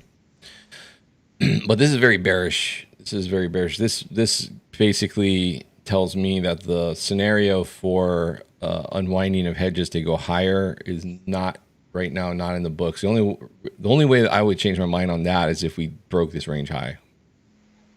But the way that the algo pattern has been working out, not likely here. Yeah, I agree. I think we're going to leave the panic stage, Phil, and start going to the prayer, the prayer level. DEFCON pray. Fed or Powell says there was a lot of support for raising interest rates. Great, thank you. Getting my big negative ticks. The dogs came in to visit. Good thing they didn't burst out into song. Sorry to disappoint you guys. No other zoological incidences are happening today. No hummingbirds, no spiders. Let's see.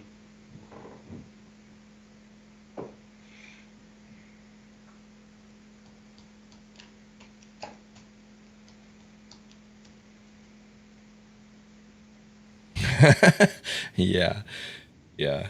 Whoa. Microsoft just broke down here pretty good. It needs to get under 304. Then I think the Qs should really start breaking down. Yeah, John Doe, that's true. The minute he stops talking, it's like, all right.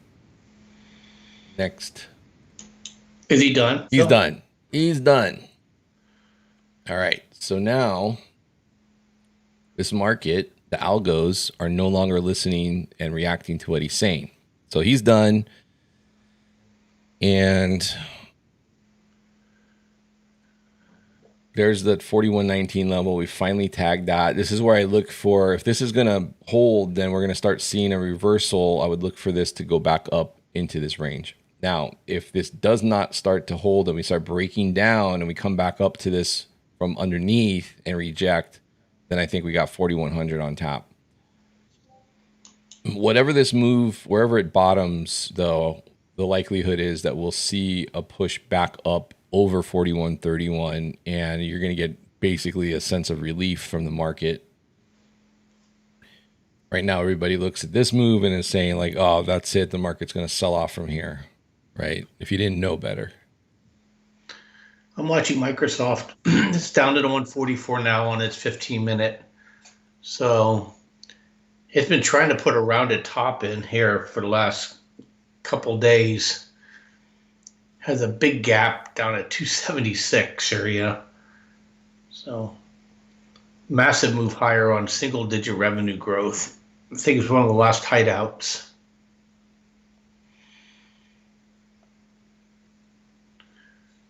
Okay, SPY's down to 409.20 now. Yeah, we've hit the 41.19 level. We're getting a reaction off that. So you guys can see how that is important. There you go.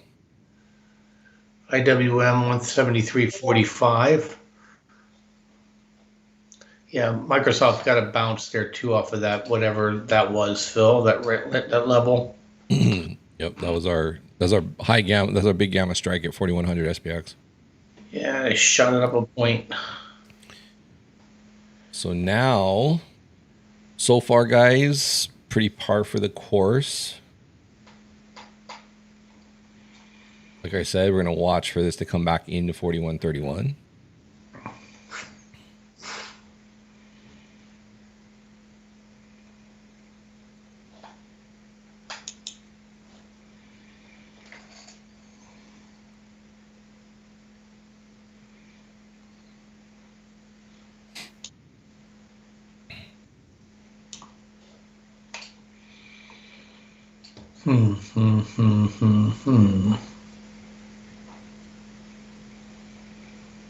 So we're getting some positive ticks coming back in now. So broad market buying, basically.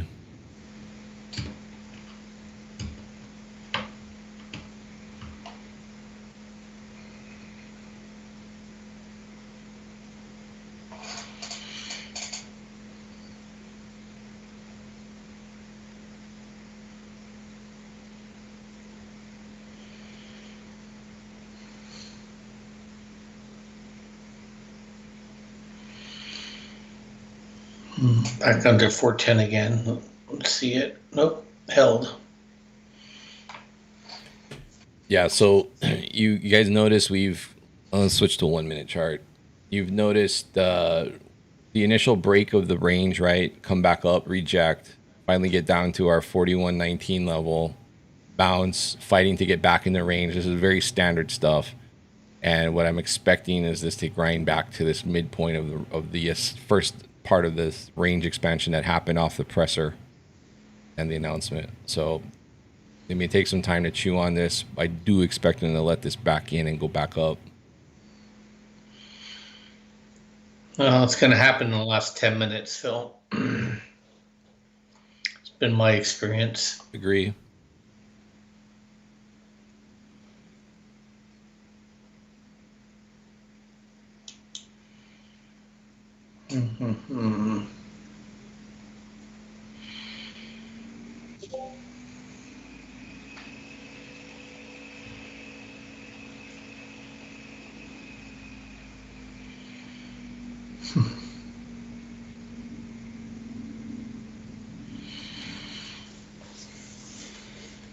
So, basically you get your pre-announcement drift up. It started a little earlier today.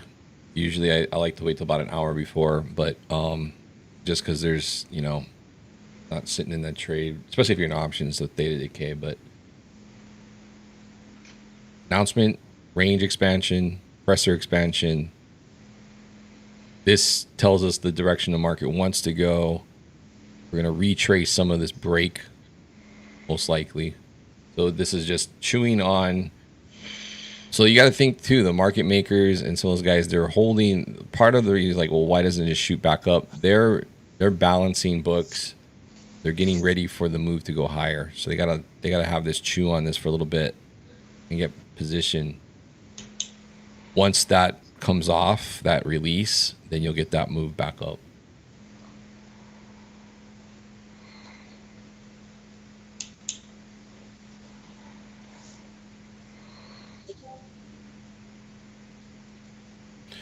Yeah, John, it's just, the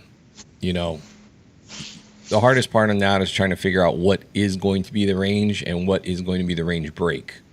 Today, the last time that we had to wait for the presser to give us that, and this is very similar to the last one.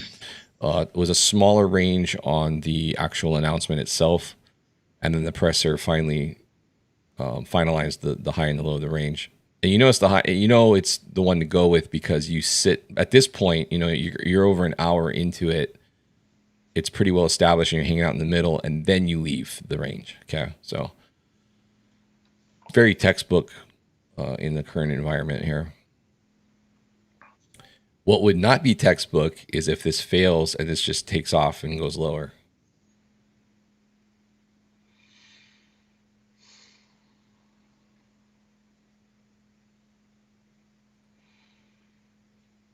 He just pretty much told the heroin and fentanyl addicts that the pusher is about 5 blocks away, not across the street. Yeah. And isn't interested in more sales. Yeah. He's pointing you to a methadone clinic right now. So the pundits are saying that the Fed decision was non-committal. I'd say that's fair.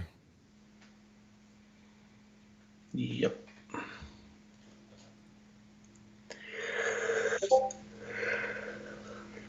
Yeah, you can see how important that range is, right? But this is important too. This is not a chump level here at 41.19.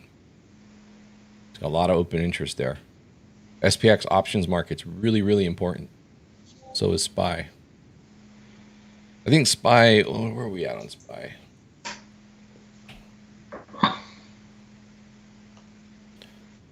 Yeah, so SPY had a lot of open interest at 410.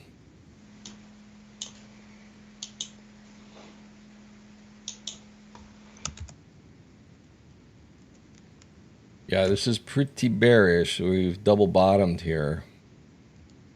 So if the bulls are going to poke this, save this and poke this higher, it's going to be here. Otherwise, that's 4100 is going to look more likely.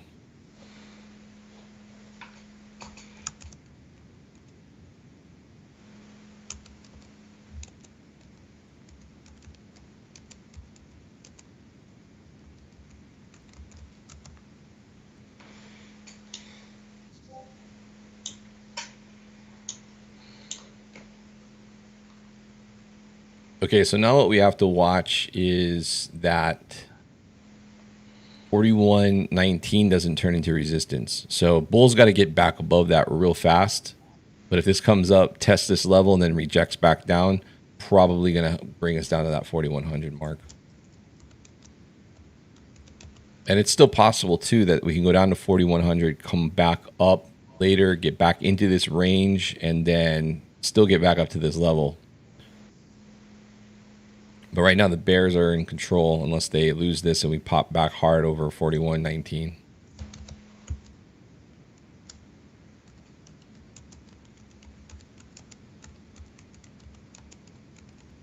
Jeffrey Gunlock says recession odds are pretty high right now. And I would have to agree with that.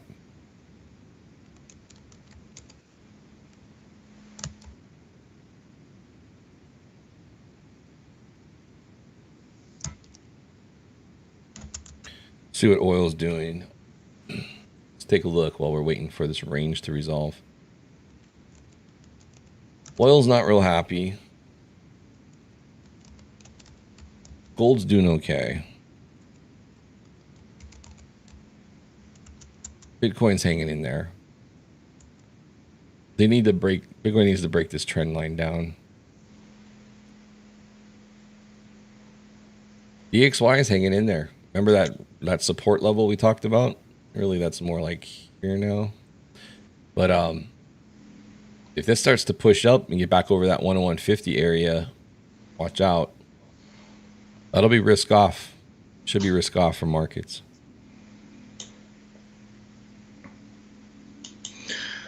Good. Bombs away on SPY. Agree, Charles. I think that ultimately on the weekly chart, it's putting in a base, and I think it does have a multi-week run higher. That should bring us our next leg lower on the market that we've been cautioning about. Yeah, so this is not good, especially if this pushes up and tries to back test that 41.90 from 41.19 from below. This is really bearish.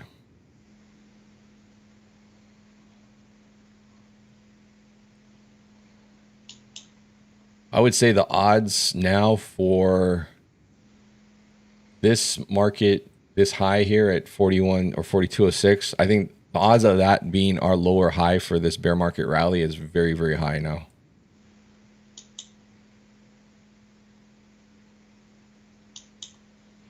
I agree. I agree, Phil. Okay. Mortgage rates. Here's the thing about mortgage rates. It used to be all about the 10-year, but then now what they do is they take if you're not familiar, the MBB is the ETF for mortgage-backed securities. So if you want to invest or trade mortgage-backed securities, you have to do it through MBB. And mortgage rates are inverse of the MBB. So as mortgage rates rise, this drops. Now, if this is going to crank higher here and break this trend line, then mortgage rates will drop.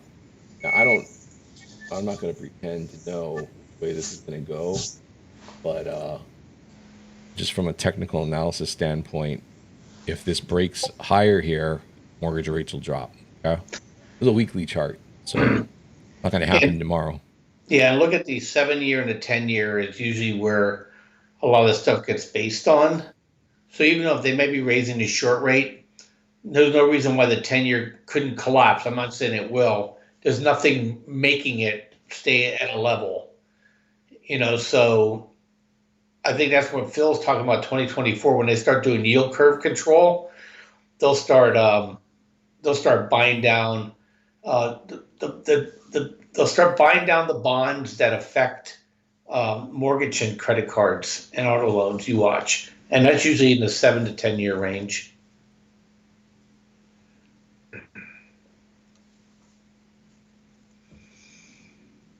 So we're getting into this pocket here that we've typically seen them try to bounce price.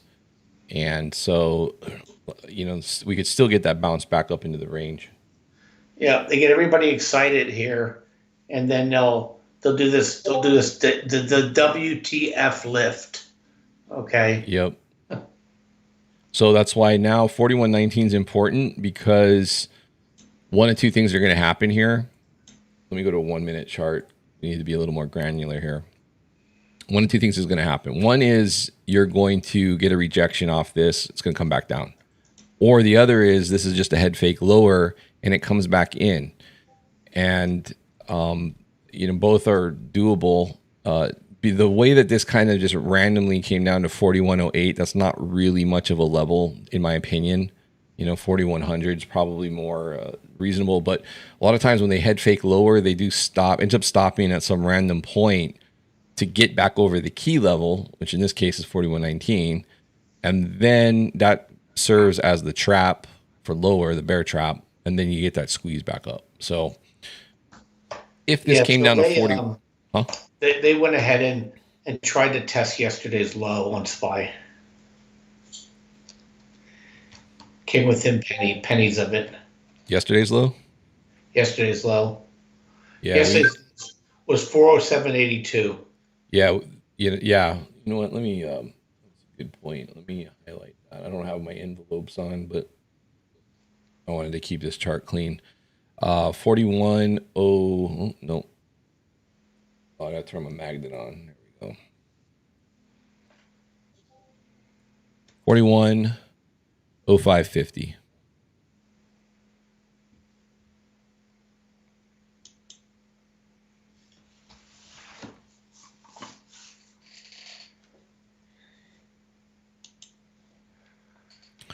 If you guys want to watch a condensed version of this later, once YouTube has finalized the processing of it, I will condense it down and I'll upload it later. Get rid of the dead space and stuff like that. You can watch it at 1.5 times speed or something.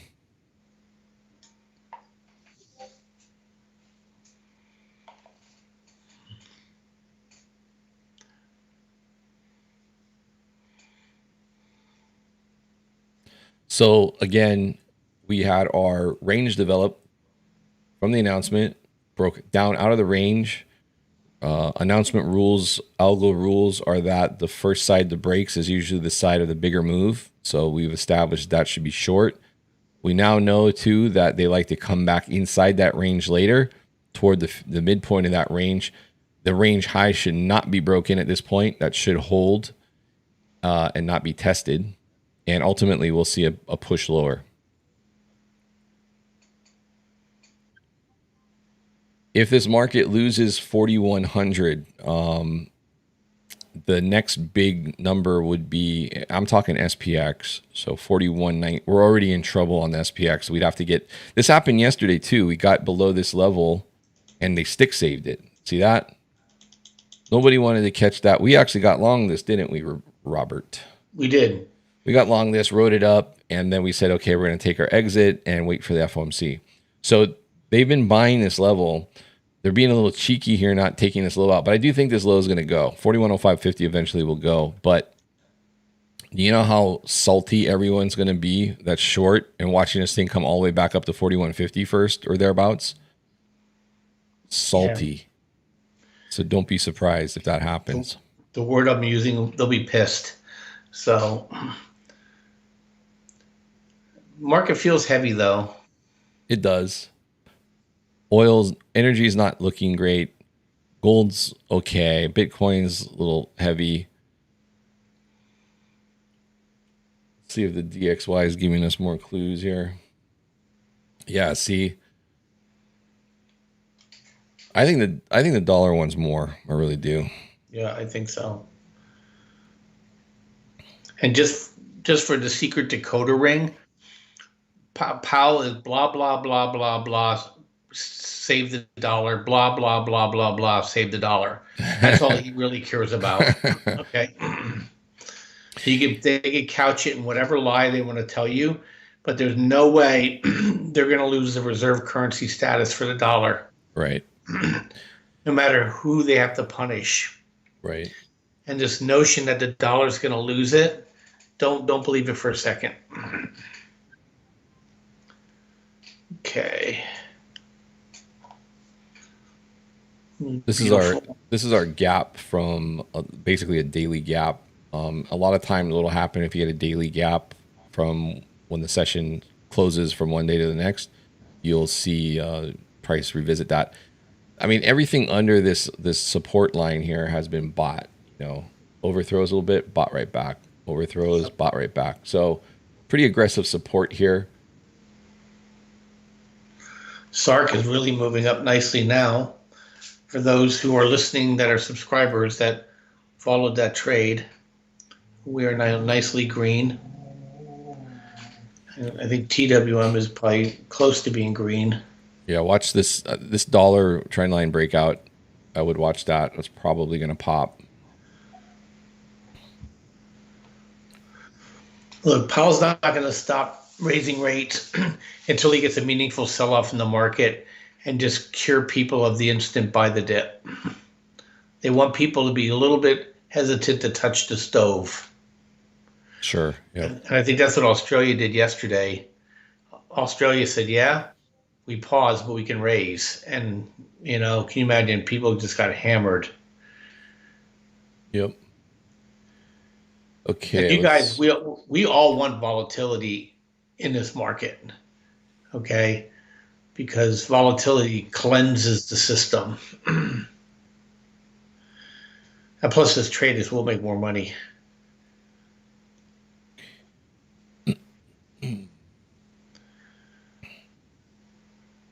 The sad thing is they levitated this thing so beyond fair value that the pain of coming down off of this high is not going to be pretty.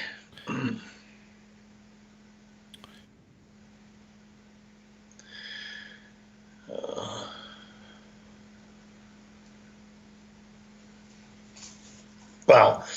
So we went all the way from almost 414 down to 408 today, Phil. 66 points. Yep. 60-point ES drop. Yep. Yeah. That sells off even more into the close. The problem with people leaning into a short tomorrow is usually when they screw you. So you might want to just take a little off the top, put a little hedge on, you know, and be annoyed that you have a hedge on and it kept falling.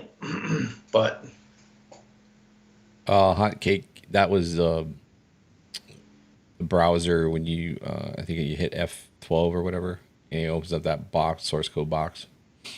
That's all that was. So what's the function key that takes this market down, Phil? I guess it's the FU function. Well, look how they're kind of being coy with yesterday's low here. Yep. That's why I said you got to be careful. Again, guys, if you could, if you haven't yet for the channel, if you could hit like and subscribe and notification bell and set it to all, that would be super awesome. We'll keep coming with the everydays if the channel keeps growing the way it is.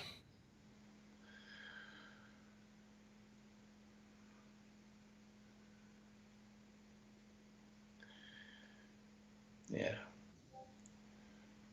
So it's 343. The next thing that comes up is what we call the 50 algo and the 55 algo. And all that means is at 3:50 p.m. Eastern, an algo order fires off, and it's either up or down, and you can watch the reaction because it's usually a fairly aggressive move on the price candles. But that happens in about 6 minutes, and we'll see. On a day like today, I'm not sure which way it'll go. There's one that fires at 350, one at 355. A lot of times one goes one direction and the 55 will do the opposite.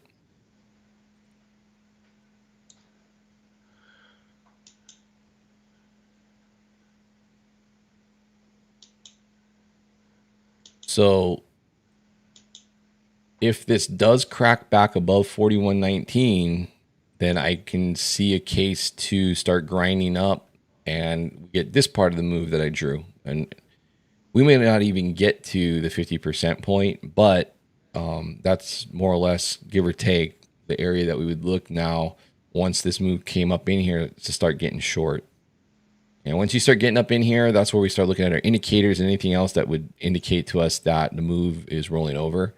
And you can take that. Now, like I said, normally what that means is the top of this range, 41.67, is going to be left behind. We're not going to get up there. And we're going to roll over. Now, could it come up later at some point to try and test it? It's possible, but not before this makes lower lows and finds liquidity lower. Now, where the liquidity is, you can look in the higher time frame chart, and obviously this low here, right? From what day was that? Wednesday, April 26th. So you got that low there. That's a lot of liquidity hiding under there, I'm sure. So that would be a downside target, 40.6875. You've got this area of inefficiency too, so you could backfill down to 40.22. That's a big gamma level. So if they really want a good move, fill that in there at 40.2375. That's a little higher than 4,000 SPX. That to me would be a great downside target for this move, for the initial move. If it slices through that, as Bob would say, buckle up, buttercup, because if that gives you no bounce, we're in trouble. Most likely what we're going to do is we're going to come back down and test this zone, which means we're going to be revisiting 3,900. And most likely at this point, I've marked off sub 3,800, basically this area here, this 3,770 area. We're coming, we almost got there a couple times, since this market has been trying to push lower, but we never finished off the job there. And I think we're going to get that, and that's going to actually kick off meeting up with this lower trend line and lower. One thing about these bear markets is you have these, let me find that trend line. You have these trend lines, right? You're going to get back to it, and you're going to break down under it. When we break down under it, because I think we will, okay, that's going to really be the meat of the bear market at that point. And this thing's going to act as resistance as it did back up here too, okay? And, I think we're going to take out these lows, and we're going to see how low we go. I think 3,200 is very realistic. Sub 3,200, we got a big old recession on our hands, ugly one. But you also have to look at what was the pre-COVID highs. Pre-COVID highs were 33.94. I just think that that's just inevitable at this point. You're going to make, low here, low here. That would make another low, a third low lower. To me, it makes a lot of sense that would play out like that, especially with the economic data that we're dealing with. Sorry, I'm gonna throw it on mute, Phil. Yeah, Apologize. that's fine. Yep. So they're being super cheeky with yesterday's low. They do that a lot in this market. And that's why a lot of guys will get positioned right above these lows because they can have a pretty tight stop. Because this, unless there's like a major sell-off happening where they just mow through levels. If they're mowing through levels, that's just broad institutional selling. You do not want to fade that unless you're getting into a big technical level. Otherwise, when it's big institutional selling, they don't care about prior day lows. They mow right through it. They got a job to do. This tells you that really isn't the case. The short-term traders are somewhat in control here of the flows. So, what we call controlled demolition.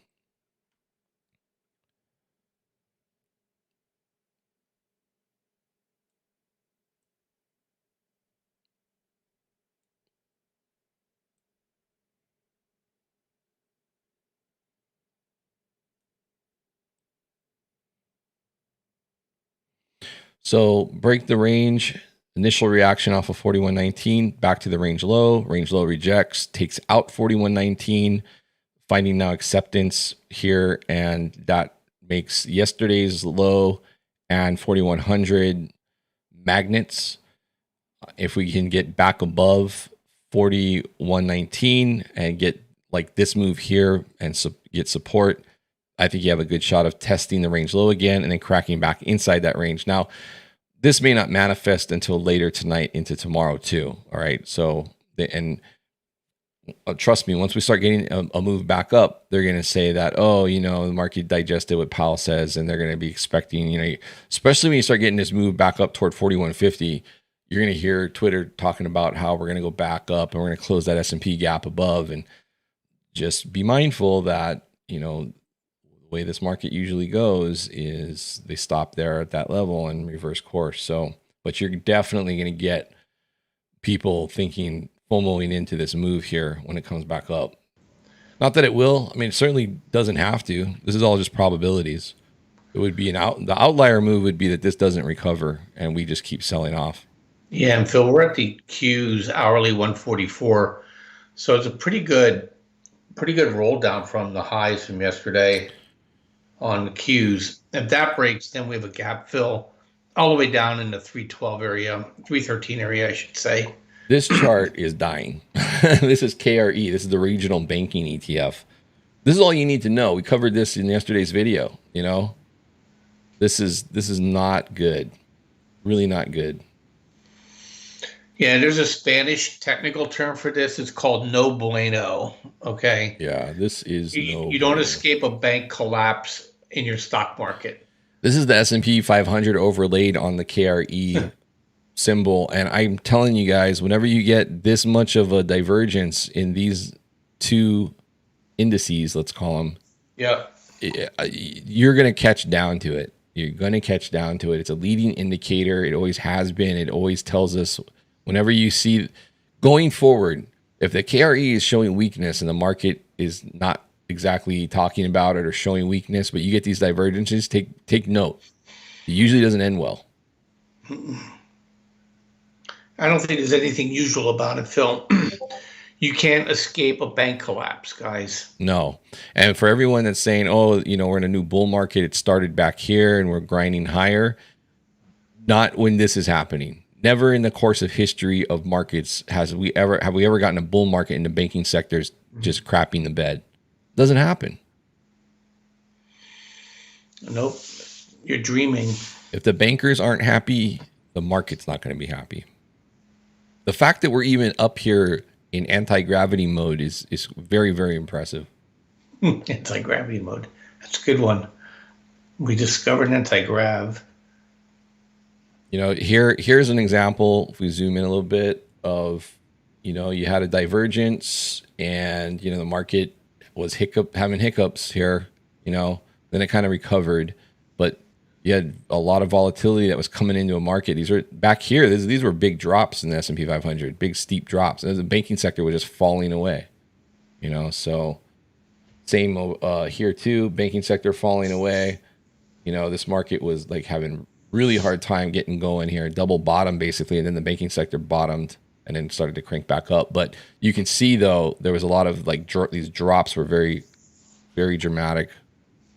Then ultimately the banking sector grinded back up. This was back in 2020. So, so anyway, the point is that, 2020 obviously had its issues, right? With the economy shut down from COVID. And so if the banking sector is not happy or underperforming, usually that introduces a lot of downside risk to the markets. But in this case here, all that money printing came into the markets and eventually drove even the banks. And this tells you too, this has probably been a problem back since 2020. It's just that we've had all that extra money come in to prop up things. But as soon that's the thing about this market. As soon as the money goes away, as soon as the training wheels are off, right, reality sets in. I mean, the banks are going to go back to their pre-pump levels, the pre-liquidity pump levels, right? That's because that's reality, and I believe the S&P 500 will as well. Yep. All right, let's get back to the market action here and see how we're going to end this day. So let's see, the 50 algo fired off, and it was green, but we've retraced that move. Market on close balance was 680 million sell side. Don't really pay attention to the market on close balances unless they're over $1 billion.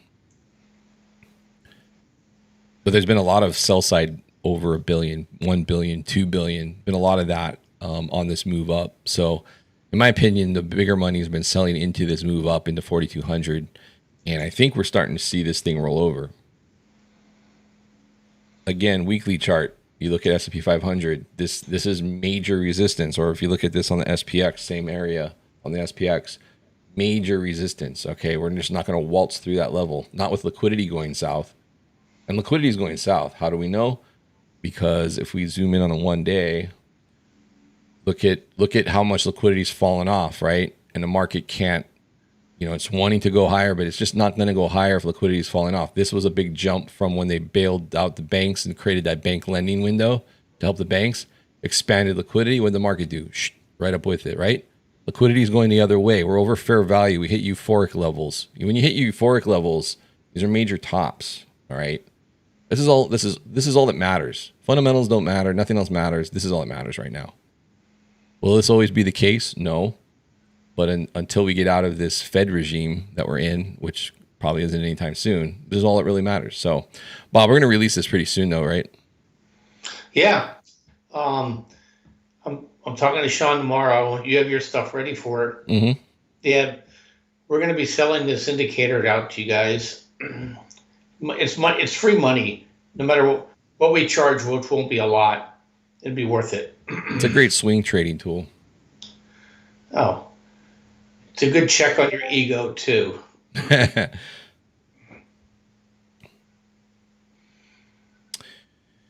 Okay, so the S&P 500. Let's go back to ES here.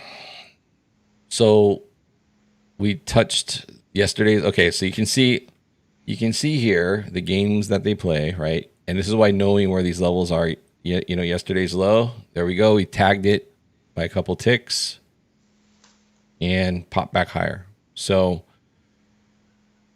is that all they wanted? Are they going to get to 4,100? I mean, that one of these two levels could definitely put a short-term bottom and come back up, retest that level. And then this 4119 is going to be key as to whether or not we end up going back up and testing the bottom of this range or getting back into it. Still very much in play. Don't count that out. Where I would count that out would be if we got a substantial move below 4,100.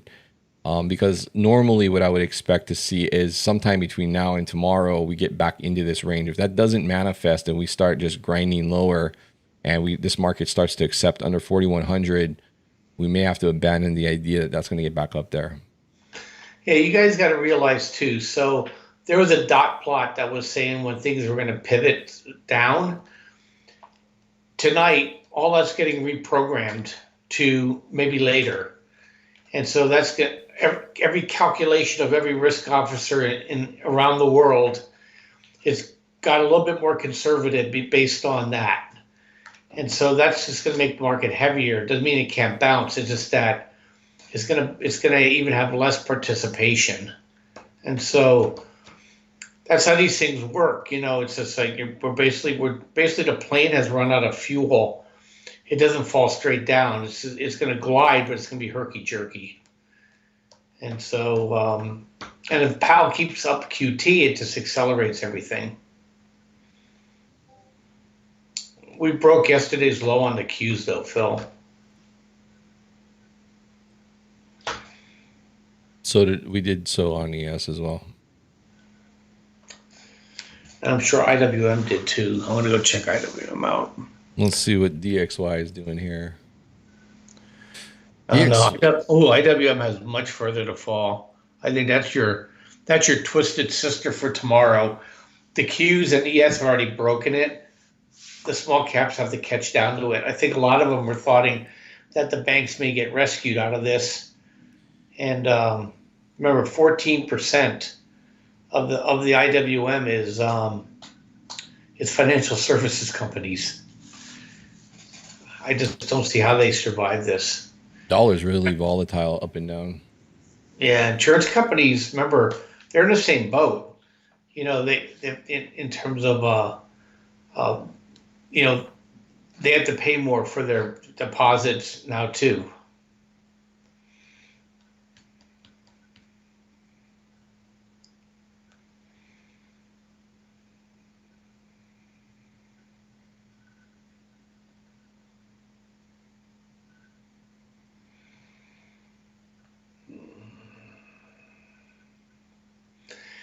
Yeah, I couldn't look at any comments today, guys. So I just had my one PC up. So what do you guys think? You know, let us know. I mean, you don't have to sugarcoat it for us. Tell us you want us to do something different with this, better, sounds good. You know, Phil, keep talking. Bob, shut up. You know, whatever it is that you guys think would make this a better tool for you guys. We'd like to hear it. Also, give us topics. You know, we'd love to talk about things that you guys want to listen to. So, you know. All right, so the cash market's closed. Phil, I got $1 buy on Kona into the close. Yeah, we had a 4-hour fire off too on dollar. So that's an hour and a 4-hour. It's pretty spicy. Yeah, I'm surprised it hasn't really bolted. It's been chugging under this trend line, but it's kind of weird actually. This price action up, down, up, down, up, down. To me, I think I would have to lean toward this bigger trend line breaking up. Yeah. Well, Powell essentially said he's supportive of the dollar through his actions. So I think once this dollar gets the boogie in here, it's going to be paying for risk on. Yeah.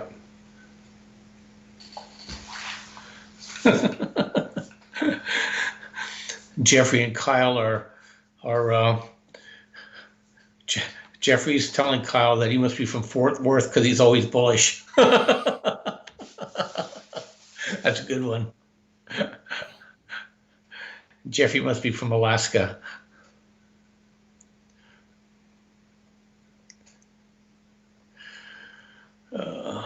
John Doe, none of it matters. Only the Fed liquidity matters. Yeah, once you understand that, it's like the keys to dating.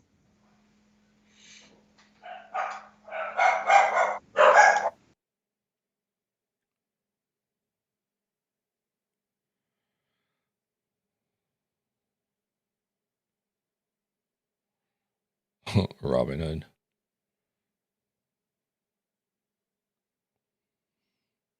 Well, Leaf, normally you'd have to get settled on your put, cash settled, so the dealer would have to make good on that. Assuming you had puts on it. If you shorted the market, then it would be, essentially you sold the market a stock for a price higher, and if the stock is worth nothing, then you pocket all that money that you sold to the market. You don't have to buy it back. Essentially, you buy it back at zero. You count like 100. It's 100% move.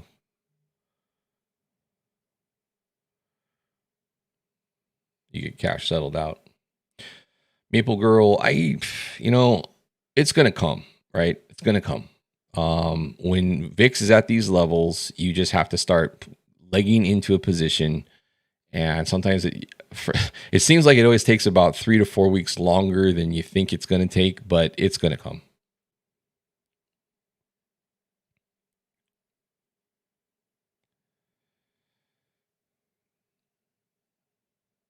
So volatility has kind of died off here, guys. We basically double tapped yesterday's low. Again, 4,100 is a key round number. Don't be surprised if all this being equal holds, and especially if we start cracking back over 4,120. Don't be surprised if we actually start grinding back. So keep a note of this level here, 4,130 on ES. That's approximately 4,110 on the S&P 500. That's going to be a key level. If we start breaking above that, I think everyone's going to think that they've dodged a bullet. In reality, that 4,150 area is going to be a big old bear level, okay? And so that's the game. Actually, you know what? I actually have my midpoint drawn incorrectly here. Let's fix that. Only a couple points different. 41.49 technically. That's what we're looking for move back to. Give or take. Give or take. Yeah, natural gas, it's kind of the same thing where it's just taking its sweet time. If you look at the weekly chart, weekly chart, I think it's doing okay though, I'm sorry, I'm looking at, I need to be looking at NG. Let's see, we are at 215. This is the weekly chart.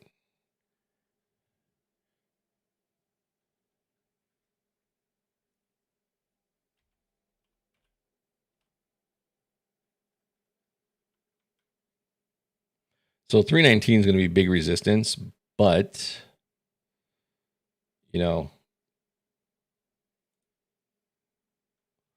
take the back adjust off there. Here we go. You're either gonna hold here, right? Or you're gonna take out these swing lows. That's it. We start breaking down under these lows, breaking under $2, you got to start gunning for these lows down here. $1.50. Yeah. IWM came back to its moving VWAP for the close fill on the hourly.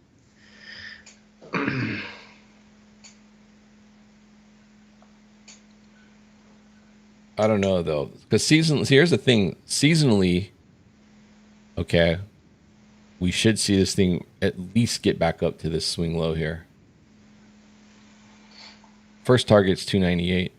I kind of think this is going to hold just because we're going into a very seasonally bullish period of time. So I actually think this is going to base out here and go higher. I'd be really surprised if this breaks, this 196 turns into resistance, and then we head down to those lower levels. We are really cheap historically for gas here. So that's my feel on that. Mm-hmm. IWM stayed red today. Stayed green today. Qs were down. SPY, I think, was down. So interesting. Yeah. I see. Here's that little lift now going on. So notice, there's pressure on during the cash session closes, and then you're starting to get a drift higher. Would not be surprised if this starts to grind back up some of this move from today. So just keep that in mind. Keep those levels in mind going into tonight and into tomorrow. But ultimately, I think we're going to go lower. And like I said, some of those low levels we talked about earlier, I think we're going to see those come into play. Yeah. And I highlighted those levels here on ES. So looking at 40.6875 and 40.2375. I think those are probabilities of those coming and getting hit very high now. Good. Well, Phil, what do you say we pack it in? You've been going for 2.5 hours, pretty strong here. I need to get a drink, and so guys, thanks for watching. Please hit like and subscribe, all that good stuff. Smash that notification bell. We'll see you on the next FOMC announcement. I think, what is that, July? For a live stream? Usually 6 weeks out. So I would think middle of June. Middle of June? All right. See you. We'll do it again middle of June. Yep. See you tomorrow on our podcast. Yep. In the meantime, check out our podcast Monday through Saturday. Adios, amigos. See you guys later.